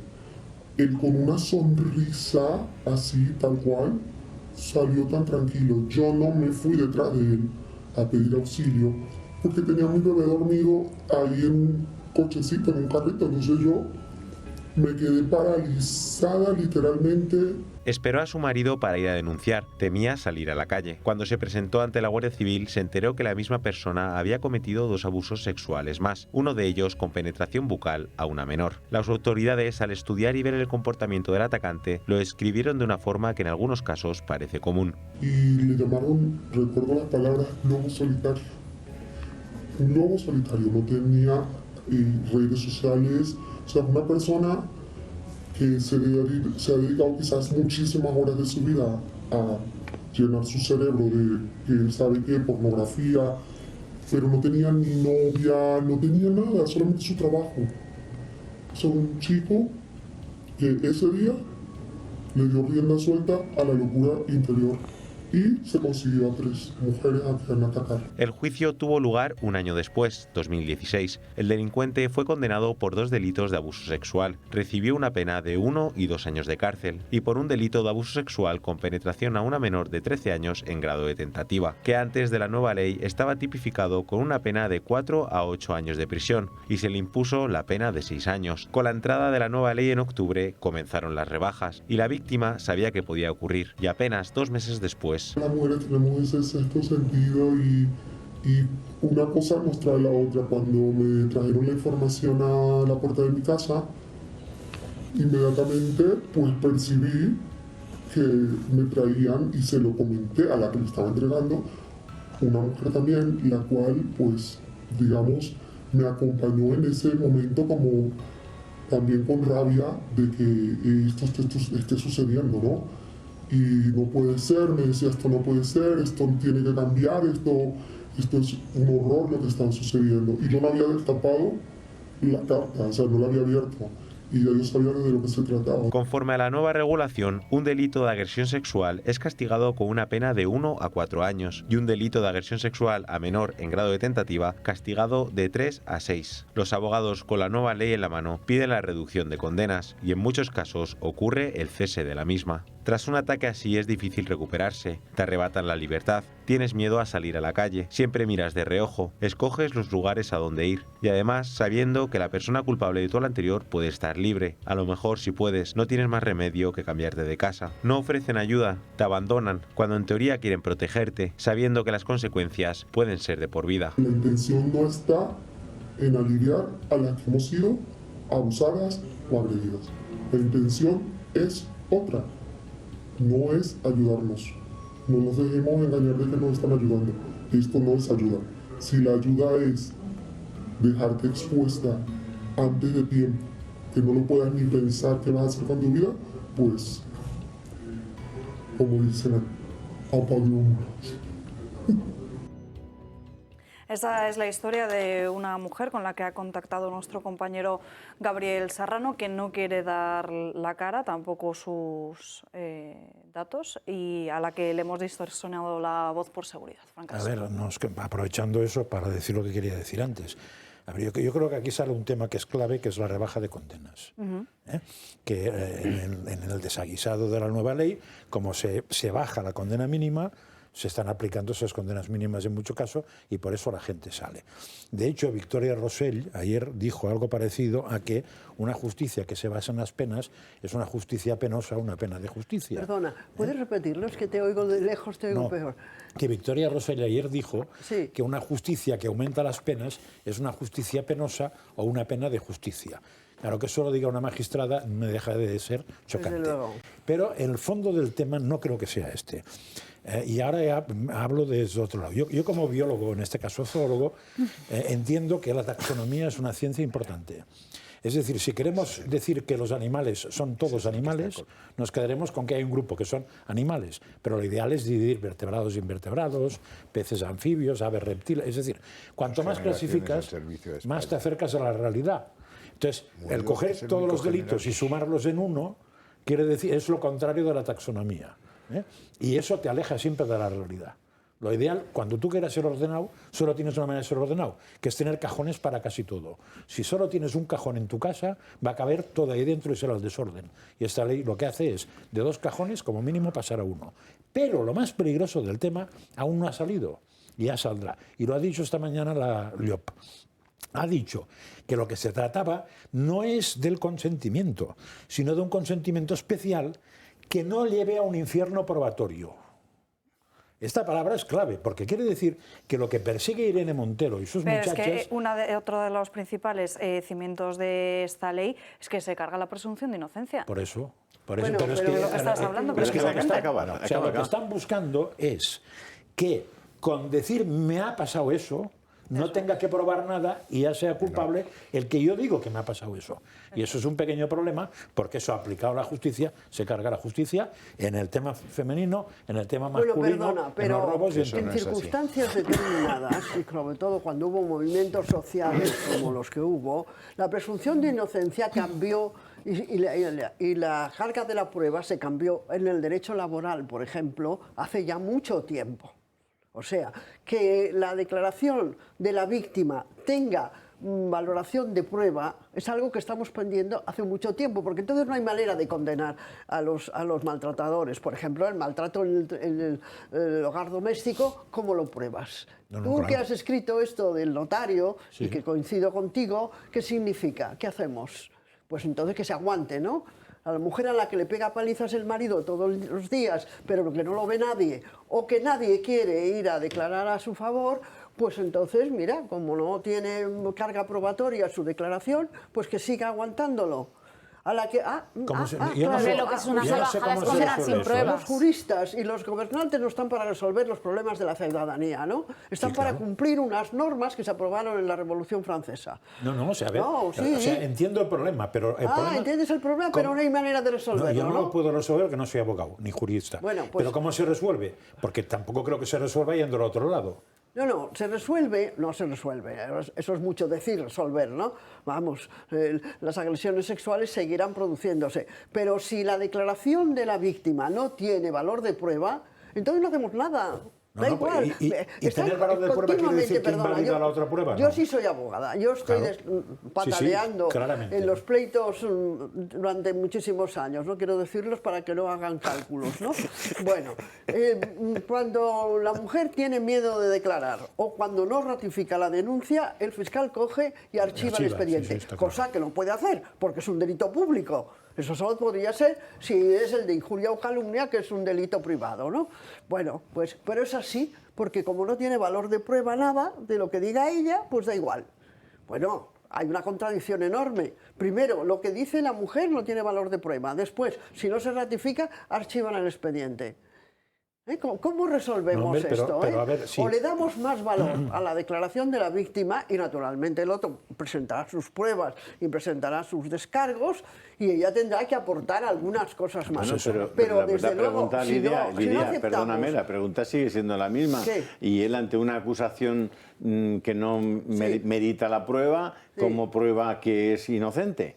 Me estás diciendo, él presentará sus alegaciones. ¿Qué alegaciones vas a presentar? Perdona, todos los juicios estamos hablando, pruebas de descargo. Lidia, que alguien desde el mundo del derecho me diga que acepta la inversión de la carga de la prueba, a mí me llena de estupor. O sea, si no hay prueba... el derecho laboral se hace. Lidia, ya acaban de aprobar una ley trans que la prueba también. Y ahí está el problema. Eso sirve para los trans, pero no para las mujeres. No, es que no debería servir para ninguno. Pero cuando la aprobaron para la ley trans, no escandalizó tanto como está escandalizándoos a vosotros que olvidan la inversión de la carga de la prueba. Te equivocas. Nos escandaliza siempre. Una pregunta desde fuera. Y el derecho laboral lleva un siglo. Sí, pero una pregunta desde fuera de uno que no... un siglo. Lidia, uno que no es abogado. El resultado es que solamente pueden probar lo que quieran los que tienen medios para ello. Que tenga valor probatorio la declaración de la víctima, que tenga valor probatorio, y yo entiendo que quiere decir que que tiene un valor, pero eso no anula el valor del otro, ¿o sí? Bueno, es decir, si para mí, un segundo, déjame explicar. Para mí invertir la carga de la prueba quiere decir que si yo digo, ese señor me ha pegado, diga lo que diga, le cascan. Y en cambio, espera, eso que entiendo yo. En cambio, entiendo que valga lo que diga, quiere decir que aunque ese señor sea un guardia civil, si yo digo que me ha pegado, hay que hacerme caso que algo me ha hecho. Lo cual no quiere decir que él se invalide lo que diga, pero vale lo que acabo de decir. Esto que acabas de decir es muy importante, porque en el Estatuto de la Policía, la declaración del policía tiene valor de prueba. Y eso sirve, ¿verdad? Valor de prueba pero no total. sirve valor de prueba para hablar de la inversión de la carga de la prueba. Sí. Ley trans aprobada en la Comunidad de Madrid, impulsada por el Partido Popular, siendo viceconsejera Isabel Díaz Ayuso. Artículo 48. Inversión de la carga de la prueba. En los procesos autonómicos, cuando el interesado aporte hechos o indicios razonables, fundamentados y probados por cualquier medio de prueba, admitido en derecho, de haber sufrido discriminación por razón de identidad o expresión de género, corresponde a aquel a quien se atribuye la conducta discriminatoria la aportación de justificación probada y objetiva y razonable de las medidas adoptadas. Eso es exactamente en lo que consiste la inversión de la carga de la prueba. Muy bien. Ni más ni menos. Muy bien. Oye, habrá gente a la que le parezca bien, pero oye, ya lo sufrirán. Ya lo sufrirán. Patricia y luego Margallo. Claro, es que es una cosa de locos. Patricia. No estás diciendo... Está muy bien. No, estoy leyendo el artículo 48 pero de la ley. léelo otra vez, por favor. Si quieres te leo, mira, te voy a leer una cosa para que... lee ese artículo. Sí, también lo voy a leer, José Manuel. Ahora lo voy a leer y entramos en el debate hasta el fondo, porque además me lo he estudiado un poco. Autodeterminación de género, ley trans Ayuso. Artículo 1, definiciones. Sabéis que siempre hay un artículo de definiciones en las leyes. Identidad sexual y o de género. La vivencia interna e individual del género, tal y como cada persona la siente y autodetermina, sin que deba ser definida por terceros, pudiendo corresponder o no con el sexo asignado al momento del nacimiento y pudiendo involucrar la modificación de la apariencia o la función corporal a través de medios farmacológicos, quirúrgicos o de otra índole, siempre que ello sea libremente escogido. Y no hablamos ni de mayores ni de menores. O sea, este es el principio en el que se basa la ley trans aprobada en Madrid y que está vigente del Partido Popular. Pero es que esto es solo el principio. O sea, como siga leyendo la ley, se os van a poner los pelos de punta. Y en el tema de la carga de la prueba está descrito de forma, si quieres, con una técnica literaria compleja, pero lo que está diciendo, ni más ni menos, y eso lo presentas ante un juez, es que yo digo que usted me ha discriminado porque soy trans y usted tiene que demostrar que no me ha discriminado. No tengo que demostrarlo yo. Yo digo que usted me ha discriminado y punto, pelota. Es una cosa realmente inaceptable para el tema feminista, para el tema trans o para el tema laboral. Me da exactamente lo mismo. Patricia, a mí me parece... te pone en una situación de indefensión completa. A mí me parece exacto que se produce una situación... Espera un momento, Lidia, espera. Que no estamos haciendo... Por favor. Invertir la carga de la prueba es una barbaridad porque un inocente no puede demostrar casi inocente porque no puedes demostrar que no has hecho algo. Esto es una prueba diabólica, que existe como tal. Claro que lo puedes hacer. Igual que es una salvajada, Perdona, ¿no ves películas? Pues míralas, porque con decir que no estabas en el sitio donde te han atribuido, ya está aprobado. Perdona, es que esto solo beneficia a los maltratadores, a los... No es cierto, lo que beneficia a los maltratadores son las leyes de este gobierno. Eso es lo que beneficia a los maltratadores. Y Vox lleva defendiendo máxima condena para asesinos y violadores. Lidia, escucha un poco. De hecho, somos el único partido... ¿Qué estás hablando todo el rato? ¿Qué dices? Que te estamos escuchando todo el tiempo. El próximo programa para mí. Somos el único partido que está defendiendo prisión permanente para los crímenes más atroces. Es una barbaridad que salgan... El Partido Popular propuso la prisión revisable. Bueno, el Partido Popular ha llegado a gobernar con mayoría absoluta y ha mantenido todas las políticas de la izquierda, ha recurrido la ley del aborto al Tribunal Constitucional, pero después, estando en gobierno, no la ha derogado. Hombre, que no ha derogado la ley del aborto sí que es cierto. De Vox. Vale. Un ratito. Por supuesto, cuando quieras. Y como decía, la inversión de la carga de la prueba para que el inocente demuestre que es inocente es una salvajada. Igual que es una salvajada soltar a depredadores sexuales de las cárceles. Ambos puntos son una salvajada. Y como decía mi compañero, las manifestaciones de Rosell de una pena de justicia me recuerda a las declaraciones que hizo la secretaria de Estado de Igualdad mofándose de, total, si ya han violado, ya han asesinado, ¿qué más da que los suelten, ¿no? O sea, que esto lo diga una secretaria de Estado que está nutriéndose de los impuestos de los contribuyentes es un insulto y una aberración. Y a colación de las declaraciones que habían salido de Santiago Abascal al principio en la sesión de control esta mañana, es que ha acumulado muchísima información, ha dado un dato muy importante, y es que el 50% de los depredadores sexuales se están importando por este gobierno con el efecto llamada, porque de 491 condenados por agresión sexual, un 46% eran extranjeros, y de 46 condenados por violación, un 52% eran extranjeros. Es decir, este gobierno está importando a los depredadores sexuales con un efecto llamada, pero es que además después los está sacando con sus propias leyes, porque Pedro Sánchez no puede decir que él no es responsable, es el presidente del gobierno. Y estas leyes son leyes que salen del gobierno. Un 52% de los condenados por violación en España son extranjeros. Y un 46% de los de agresión sexual. Mi querida colega, antes de que vos existiese había vía inteligente en el planeta. Y la prisión permanente revisable fue aprobada por petición del Partido Popular en 2014 y entregó en vigor el 2015. Fuimos los únicos que lo propusimos. Luego, decir que sois el único partido es hacer economías con la verdad, como mínimo, por no decir que es una falsedad flagrante. Pero, en fin, entiendo que esto es tu momento de publicidad y lo respeto.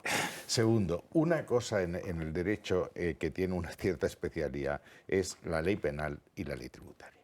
La ley penal rige el principio nullum crimen nulla pena sine lege. Y la ley penal tiene que respetar por definición el artículo 24 de la Constitución, tutela jurídica efectiva, y 48, presunción de inocencia. Por tanto, eso no puede ser. Lo que habéis leído son leyes que no son penales. Pero tienen penas, porque sí, tanto la ley trans como la ley laboral ponen penas administrativas. Yo he dicho lo que he dicho. He dicho que es derecho penal, no que no haya penas. También hay penas administrativas y hay penas civiles. Con estas disquisiciones es como a los más pobres y a las mujeres se las abandona. No, ya conozco las disquisiciones jurídicas, oye.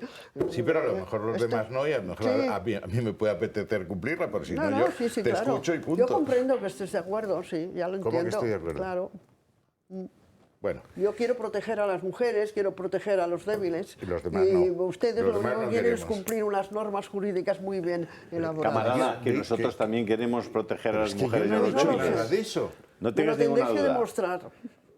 Que continúe con su la carga de la prueba, la carga de la prueba. Estamos aquí todo el día hablando 16 horas diarias. Hablamos aquí 16 horas diarias, hacemos un medio de comunicación. Aquí lo que estamos es metiéndonos con el Ministerio de Igualdad, cosa que la que estoy de acuerdo. Pero vamos a dejar acabar a José Manuel García Margallo, que aquí hay libertad de expresión, es un ecosistema formidable. Os lo agradezco. Eso es así. Algún partido tiene un balance muy positivo en tema de protección de la mujer, es el nuestro.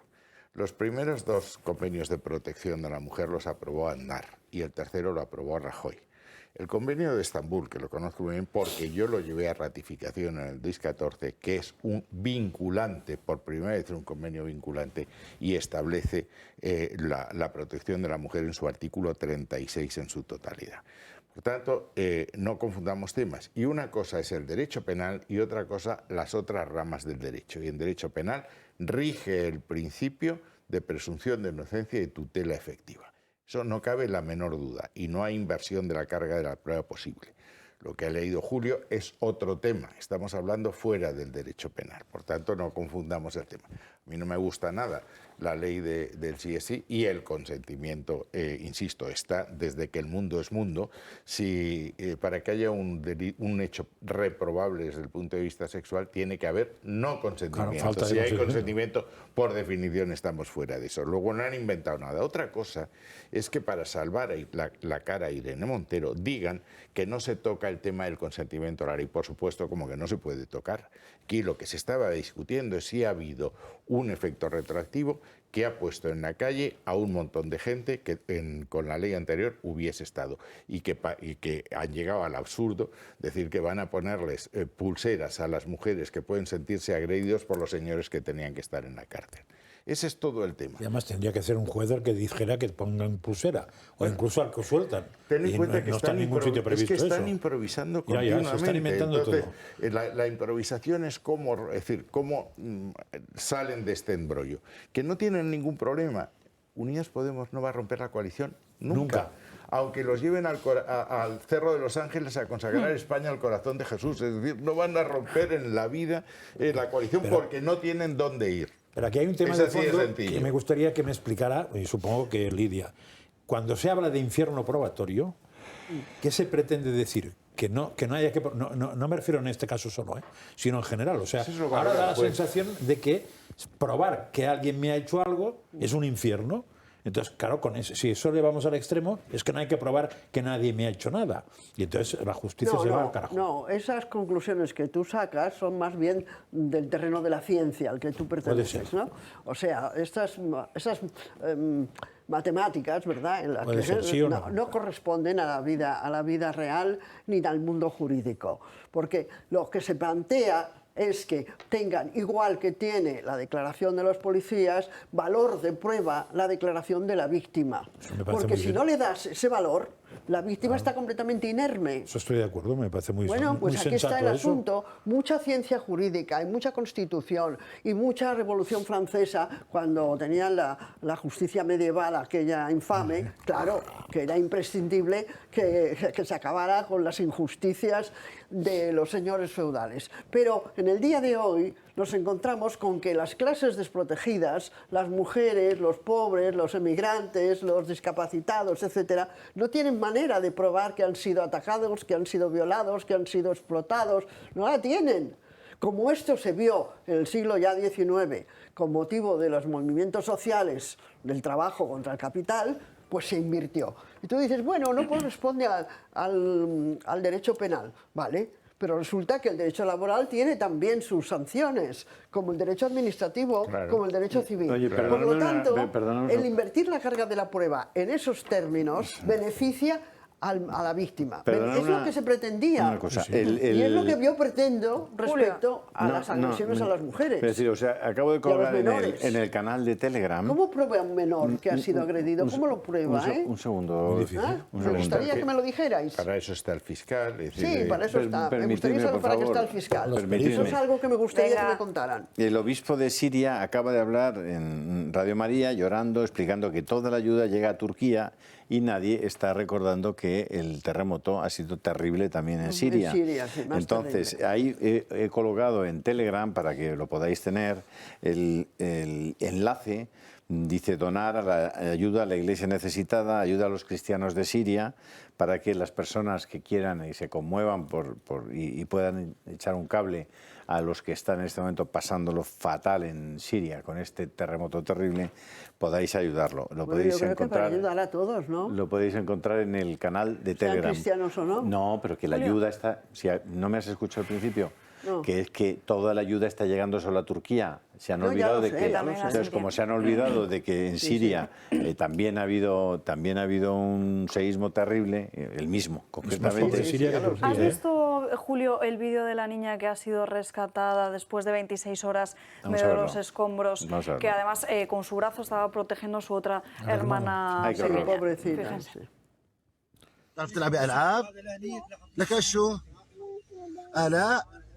يا أنا طلع أنا مع أنا ولا كلمة أنا أحسن منك. طب إذا جبت شو طالعين. Así estuvo casi todo un día protegiendo a su hermana y de hecho cuando ese hombre, el rescatador, le dice a la niña, si me rescatas seré tu amiga para siempre, porque se han manipulado en algunos medios de comunicación y decía seré tu esclava para siempre. No, lo que dice seré tu amiga para siempre, si finalmente... Bueno, yo ahí os voy a decir una cosa. Vamos a ver, estoy harto de fotografías y de vídeos que no te ofrecen la jugada completa. Es decir, esa es una imagen que está tomada a 50 centímetros o a 70, cuando podríamos tener la imagen de por qué rayos no puede salir esa niña de ese agujero, porque hay alguna razón para que esté aprisionada. Entonces yo lamento muchísimo, es decir, y me impresiona si eso es así y la niña no puede distraerse, tal como vemos las imágenes, esa niña puede salir perfectamente de donde está. Entonces, yo también pido, por favor, que se use un poco la comunicación y se use la información de forma racional y creíble. ¿Pero por qué crees que manipulan esta información? No digo que esta esté manipulada. Lo que digo es que no ves lo que hay ahí. No estás viendo por qué esa niña no puede salir de ahí. No lo estoy viendo. Pon el vídeo otra vez, por favor. No se ve, sí, está claro. No hay manera de ver por qué la niña que tiene un espacio para salir, que puede moverse, que está recogiendo a su hermanito, tal, no puede salir de ahí. Estarían quitando los escombros que tenía encima. Escúchame, que sí, pero enséñamelo. Vale, cuando me des una imagen, como la cantidad de imágenes que estamos recibiendo de fotografías que resulta que salieron hace 4 años. Y que eran otro siniestro hace 4 años.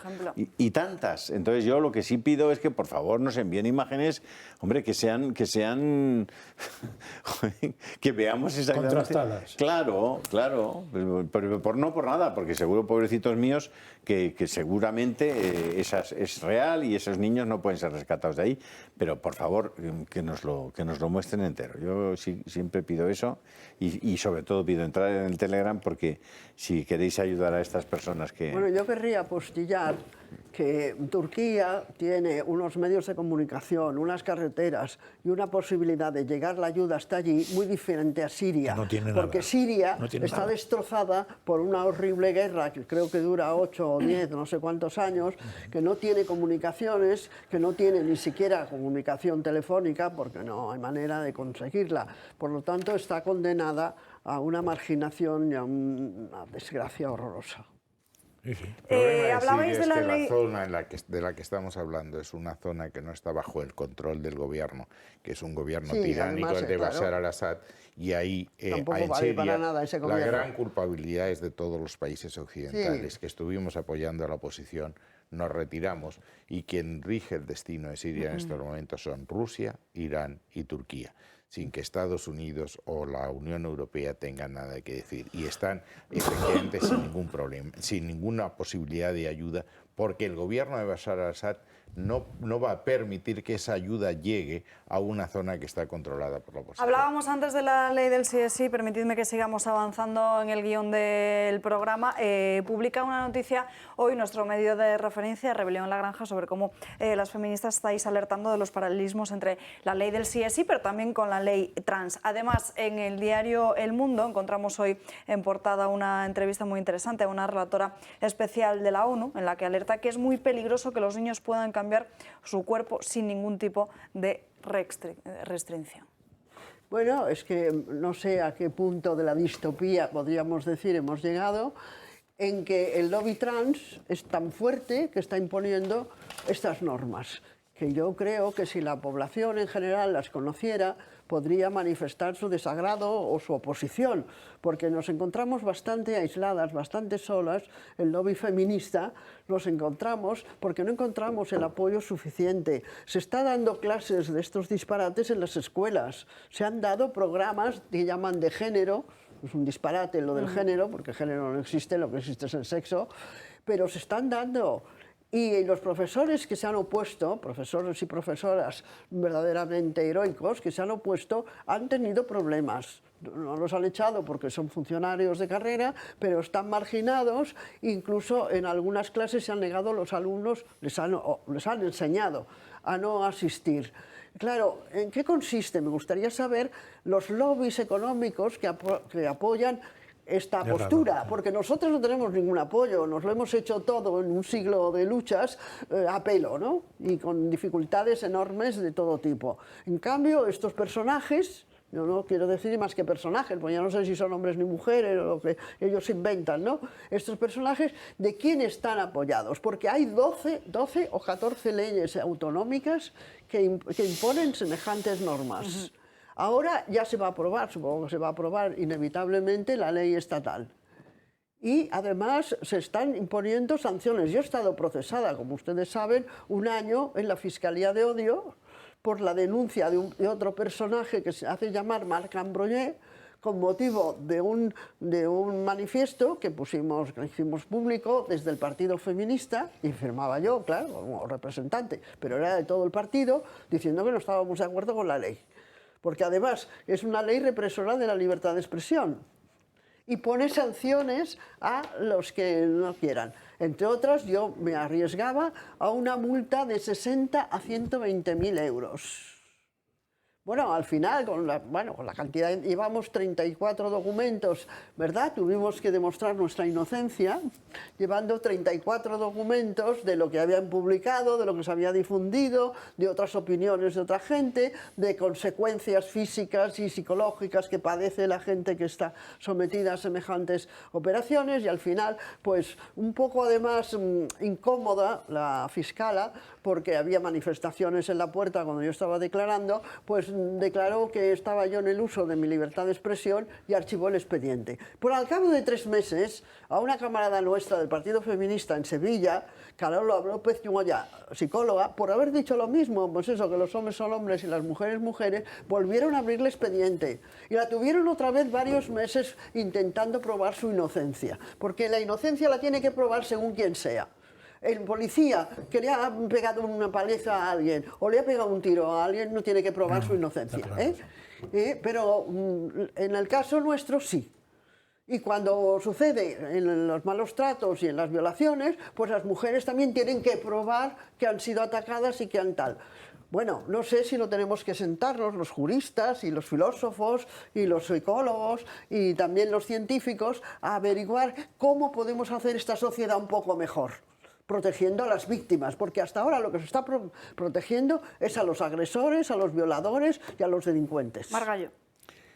Vamos a ver, esta ley tiene defectos que algunos son comunes a lo de la ley de sí es sí. En el tema procedimental, aquí se han ignorado también los informes contrarios del Consejo de Estado y del Consejo del Poder Judicial, informes que son preceptivos aunque no vinculantes. Se ha elegido la vía de urgencia. ¿Qué importancia tiene que haya la vía de urgencia? Que no se ha contado con la opinión de los expertos que debían informar sobre los efectos de esta ley. Segundo, como habéis subrayado en la introducción, el sistema británico, sobre todo en Escocia, está cambiando muchos de los aspectos de la ley, sobre todo en los que afectan a niños y mujeres, a niños y menores que pueden tener efectos irreversibles. Y hay una class action, una demanda colectiva de 1000 familias a la clínica Tavistock por la aplicación. Sí, pero en Londres. Y tercero, puede tener efectos indeseados que pueden demoler todo lo que el movimiento feminista ha conseguido a lo largo del tiempo. Pueden anular los preceptos sobre violencia de género, basta que tú hagas una declaración registral declarando que eres una mujer para que la agresión a otra mujer ya no sea violencia de género. Puedes pedir que te pongan en una lista en el cupo destinado a las mujeres, porque así lo dice la ley, que eres una mujer a todos los efectos. En el deporte es evidente y puede producir efectos absolutamente disparatados. Es decir, un violador que se declare mujer y tenga que ir a una cárcel de mujeres. Entonces, estamos en todo un disparate, pero insisto, es que se vuelven a violar las normas básicas del procedimiento legislativo que están hechos para que las cosas se hagan con cierta cabeza, no con esta precipitación. ¿Cuál es el problema? Que aquí los efectos que se pueden producir son a medio y largo plazo y no son perceptibles. El daño que tú hagas a un niño probablemente aparezca más tarde. No vas a tener aquí 400 personas que se beneficien de una reducción de pena que pones un marcador y vas sabiendo lo que son. Por tanto, esta ley es extraordinariamente peligrosa y creo que hay que tomarla muy en serio. Insisto, y luego el tema de la declaración registral es que por simple declaración registral, sin tratamiento hormonal, sin nada, ¿cuántas veces puedes cambiar de todas las que quieras? Es completamente absurdo. El efecto pedagógico de la ley es terrorífico. Ayer contábamos aquí que se ha multiplicado por 10.000 el número de menores. Es que tiene un efecto de demostración. Cuando esto se abre, es decir, que si había 5 personas, tema. se ha multiplicado por un 10.000%. Es decir, se ha incrementado un 10.000%. Si había 5 personas que pedían el tratamiento, ahora hay 555. Y hay un hecho biológico, que es el hombre biológico y la mujer biológica.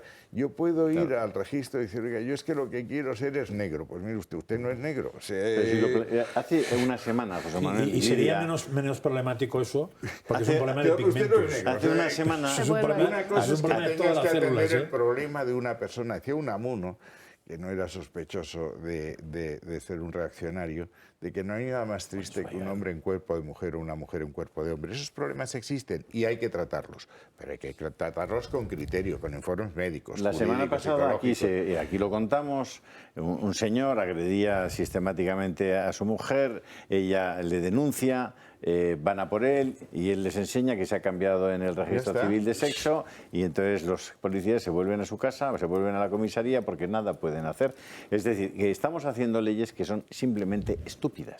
O sea, van contra la razón, van contra la más elemental de las lógicas. Entonces, cuando se hace eso y pierdes... la naturaleza. Bueno, ya no te quiero decir de la naturaleza, pero es que se han hecho contra la razón. Sí. Es decir, que es que tú no... Es impensable que alguien pueda... De lo que llaman la autonomía esta de la determinación que dice... La autodeterminación que defiende la ley de Madrid, la ley trans de Madrid. ¿Pero qué me está usted contando? Y además dice, independiente del sexo asignado. ¿Asignado por quién? Yo ahí lo pregunto. Sí, no, lo pone la ley. Independiente del sexo asignado. ¿Asignado por quién? ¿Por quién? ¿Por la enfermera? Por la enfermera, por la madre. Pues dilo en la ley, hombre. Dilo asignado por la naturaleza. Y hemos cambiado toda la ley solo diciendo eso. Son leyes Calígula que pretenden que un caballo sea senador. Pues aquí pretenden que un señor sea lo que le da la gana. Pues no, señor, un caballo es caballo. Pero aquí lo tenemos que dejar, perdón, porque tengo que irme a la última pausa. Vuelvo a repetir lo del Telegram sin pediros que entréis, por favor, porque tenéis desde esta mañana un montón de información. Creo que es enormemente interesante y tenéis además todo sobre el discurso sobre el Estado de la Nación de Joe Sleepy Biden esta mañana en Washington. Es muy interesante lo que ha pasado también, y además es curiosísimo, pero hay varias fotografías del Biden de antes de ayer y de ayer que dices, no son la misma persona, es imposible. ¿Por qué? Pues porque es un Biden que tiene 10 años menos, o sea, es que tiene un doble. Están utilizando... Bueno, mirad las fotografías, yo me atengo a lo que veo. Yo me tengo que ir a... Perdón, que José Manuel García Margallo y José María Francas se tienen que ir. No sé si te quieres quedar hasta el final del programa y si no, es el momento para irse en esta pausa de publicidad. Ahora volvemos. Ahora lo dirás. Seguimos dando caña recta final del programa, solo nos hemos quedado las mujeres, como ustedes podrán observar. Ahora y se incorpora también Ana Gullo con sus crónicas de manicomio. Buenas tardes, Ana. Muy buenas tardes, Salva. Nos vamos al Gobierno de Cataluña porque ha aprobado el decreto de ordenación de las enseñanzas en la educación infantil, que por primera vez abarca 2 ciclos, de 0 a 3 años y de 3 años a 6. Hasta aquí todo parece normal, pero si entramos en el fondo del asunto, vemos que este decreto incorpora la coeducación y educación afectivo-sexual. Fuentes del departamento señalan que por primera vez el decreto de infantil presenta la edad comprendida entre 0 y 6 años como una etapa educativa única en la que los 2 ciclos que integran responden a una misma intencionalidad educativa. Por su parte, la portavoz general de Cataluña, Patricia Playa, aseguró que hay diferentes estudios de la UNESCO desde el año 2009 que concluyen que es importante situar la coeducación y esta educación afectivo-sexual desde primera infancia. Afirmó que a esas edades esta educación ayuda a prevenir violencias machistas y posibles abusos futuros. Pero ¿qué es lo que busca el Gobierno de Cataluña con esta nueva enseñanza? Romper los estereotipos de género que no se definen, aseguran, hasta los 6-7 años, introducir la diversidad de las familias y roles dentro de ellas y diferenciar los límites entre las relaciones de amistad y las de amor. En el artículo 7 del Real Decreto se puede ver claramente los objetivos que persigue la norma, que entre otros son que los niños puedan conocer su propio cuerpo y el de otros, así como sus posibilidades de acción y aprender a respetar las diferencias, desarrollar sus capacidades emocionales y afectivas o relacionarse con los demás en igualdad. Esto parece coherente hasta el punto en el que te pones a leer un poco y a profundizar sobre qué es esto de la educación afectivo-sexual. Según la UNESCO, ya que Patricia Playa lo menciona, es la educación integral de la sexualidad, que no de la reproducción sexual. La sexualidad se define como el conjunto de comportamientos y acciones relacionados con el placer sexual. Estamos hablando de placer sexual que se quiere enseñar a los niños de 0 a 6 años. Yo no sé qué os parece este nuevo decreto que ha entrado, sobre todo porque es como una especie de petición, lo han justificado, una solicitud que hacían las alumnas de bachillerato diciendo que, bueno, que es que ya en sus colegios es imposible hablar del feminismo porque los niños como se burlan, como que llegan tarde, ¿no? Hay mucho machismo y por eso han decidido tomar esta iniciativa. Pero que se explique o que se le intente educar a niños de 0 a 6 años sobre la sexualidad, que es esa, es al final entender el comportamiento para el placer sexual, sobre todo además cuando la norma profundiza y dice que se van a basar sobre todo en aquellas, el disfrute de situaciones con aprendizajes con sentido funcional, o sea, el aprendizaje con ejemplos, respetando los diferentes ritmos de cada niño, eso sí, pero no sé. Patricia. Sí, bueno, las que tenemos hijos, yo tengo 2 hijas de 20 meses y otra en camino, estamos asustadas con esta fijación enfermiza de la izquierda sobre la sexualidad. Y debemos recordar las declaraciones que hizo Irene Montero, que dijo: no toquéis a los menores sin su consentimiento. ¿Cómo a los menores sin su consentimiento? Si es que los menores no pueden otorgar consentimiento.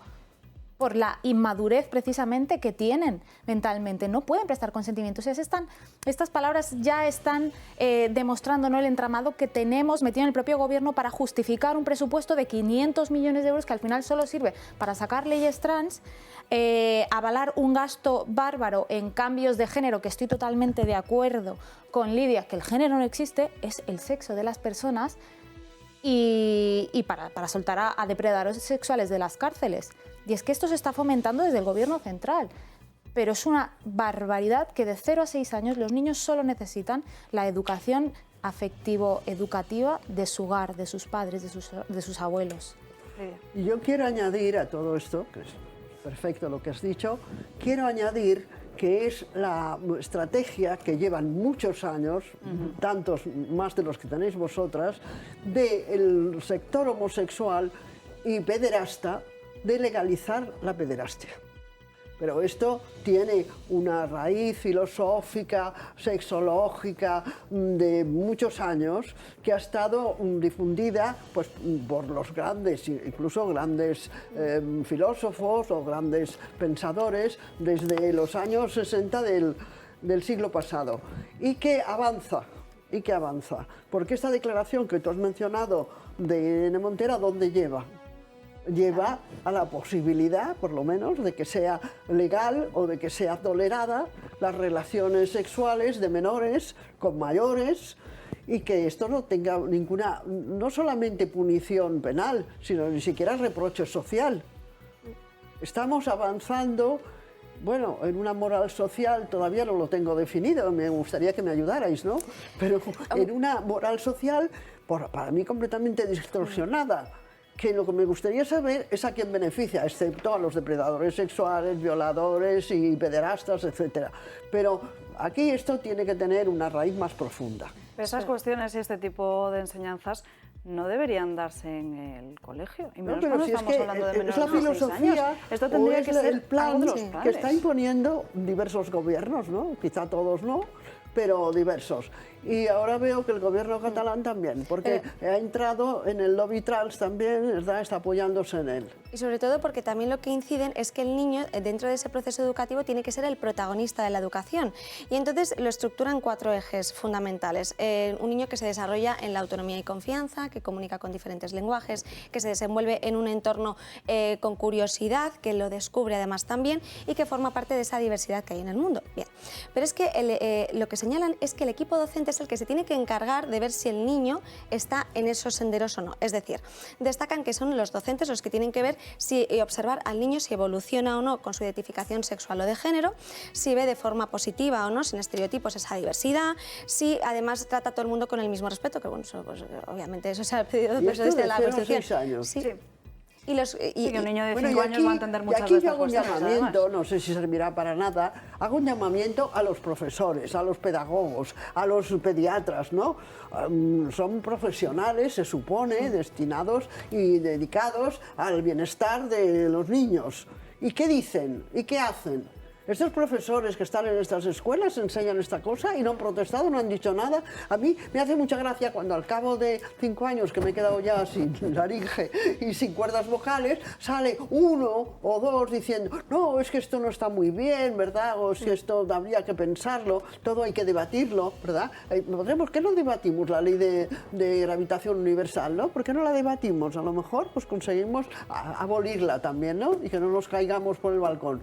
Bueno, ¿qué significa? Que haya miles, porque hay miles de profesionales, no sé si son 50.000 profesores de enseñanza primaria, y los pediatras y los tal, que no opinan, que no dicen nada. Pero tampoco pueden, por la nueva ley, si sale adelante, es uno de los requisitos también que cuando el niño entra en ese proceso de aprender o de determinar su, como dicen aquí, identificación sexual y de género, no se pueden oponer, porque entonces si te opones estás hablando ya de discriminación. No, tendrán una sanción, claro. Discriminación y delito de odio, como decía Lidia antes.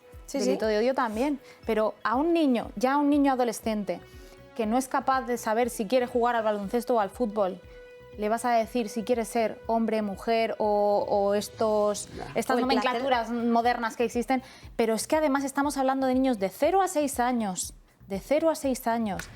que se supone que un docente, una persona mayor de edad, muy mayor de edad, tiene que revisar, mirar, observar cómo un menor se desarrolla como de forma afectivo-sexual. Esto a mí me parece corrupción de menores cuanto menos y un fomento de la pederastia y de la prostitución infantil. Esto es una barbaridad y una salvajada. Y en cuanto a la ley trans, que antes no he podido hacer comentarios, es que las mujeres pierden su identidad. Las mujeres y los hombres somos diferentes. Nosotras somos capaces de concebir vida. Los hombres no lo son, pero los hombres tienen unas condiciones físicas y corpulencia y demás que nosotras no tenemos. Somos complementarios en la naturaleza. Bueno, de hecho, en Vox, en la Comunidad de Madrid, acabáis de pedir, bueno, lo vais a llevar al pleno esta misma semana, que los hombres que se autoperciban mujeres no puedan participar en competiciones deportivas. Claro, esto ya lo hicimos en la ley del deporte que se llevó al Congreso, porque los hombres se están inscribiendo en categorías femeninas y por sus condiciones físicas, biológicas, naturales, que son totalmente distintas, y que sean distintas lo demuestra que necesiten hormonarse para alcanzar una mínima equiparación en cuanto a condiciones. Se presentan en competiciones femeninas y las mujeres quedamos desplazadas. Cuando las mujeres llegarían a los primeros puestos de la categoría femenina, pues quedan desbancadas por hombres que se autodenominan mujer. Pero no solo pasa en los deportes. Para presentarse a unas oposiciones de policía, las pruebas físicas de las mujeres son de otro tipo, hay un cupo mínimo. Este cupo mínimo va a quedar desplazado y va a quedar reservado exclusivamente a hombres que se autodenominen mujer.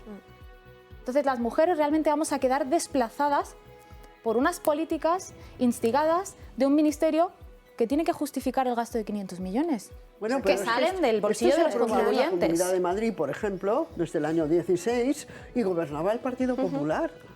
O sea, ¿qué clase de ideología o de análisis las ideología de género lo hemos hace ese antes, partido que se declara, conservador, ¿no? Y que se declara pues afín a los principios familiares y todo esto?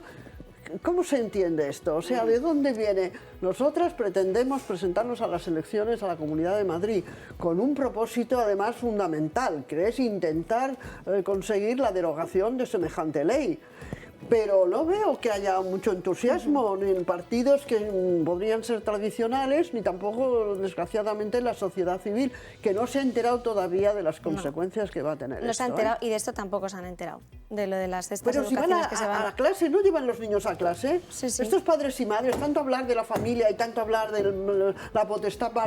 Mira, el niño que llevaron disfrazado de niña al Parlamento de Extremadura hace 3 o 4 años, iba acompañado por su mamá.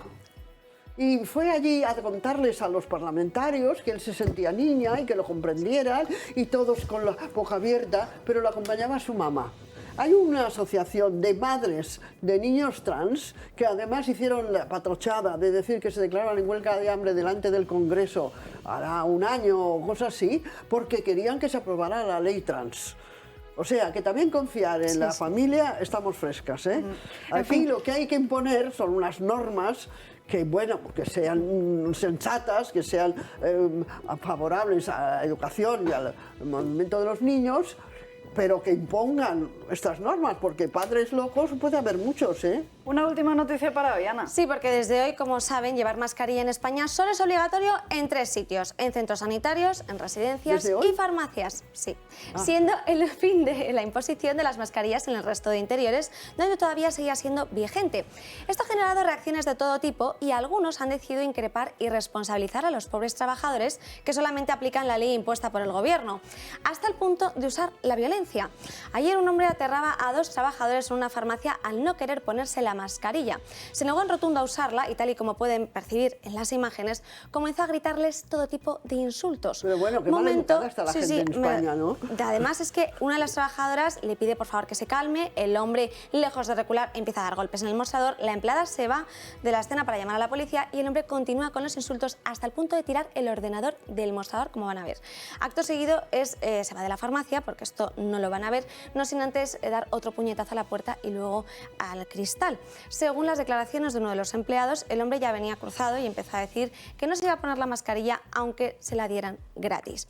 Pero por lo visto son varias, o sea, no es un caso aislado, siempre llega gente pues, de todo tipo, enfadada porque tiene que poner, pero yo les digo, pues vayan a la Moncloa a desestresarse, porque los farmacéuticos y los trabajadores no tienen ninguna culpa de que tengan que aplicar la ley. Ahí lo dejo. Bueno, el problema que tenemos es que, y Vox lo ha denunciado reiteradamente, es que este gobierno ha actuado con muchísima arbitrariedad, generando una alarma social, encerrando a los españoles de manera ilegal, que gracias a los recursos de Vox han sido declarados inconstitucionales, que ahora, bueno, con la politización del Tribunal Constitucional, del Consejo General del Poder Judicial, veremos qué pasará. Se han encerrado a los españoles, se les ha prohibido trabajar, se ha prohibido generar ingresos, ha generado una alarma social espectacular y de una magnitud, desde una arbitrariedad, como decíamos, ejercida por el gobierno, que no era merecida.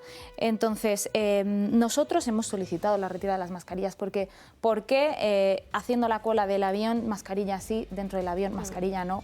En sitios, bares, conjuntamente, mascarilla sí, fuera no. Es decir, nosotros hemos denunciado tanto la arbitrariedad con la que se ha actuado por el gobierno generando una alarma social innecesaria, como la imposición de las mascarillas. Bueno, por fin nos hemos olvidado de ellas, por lo menos en el interior del transporte público. Hasta aquí el programa de hoy. Muchísimas gracias a todos por acompañarnos a lo largo de esta mañana Dando Caña. Les veo mañana aquí a las 12. Que tengan un feliz día.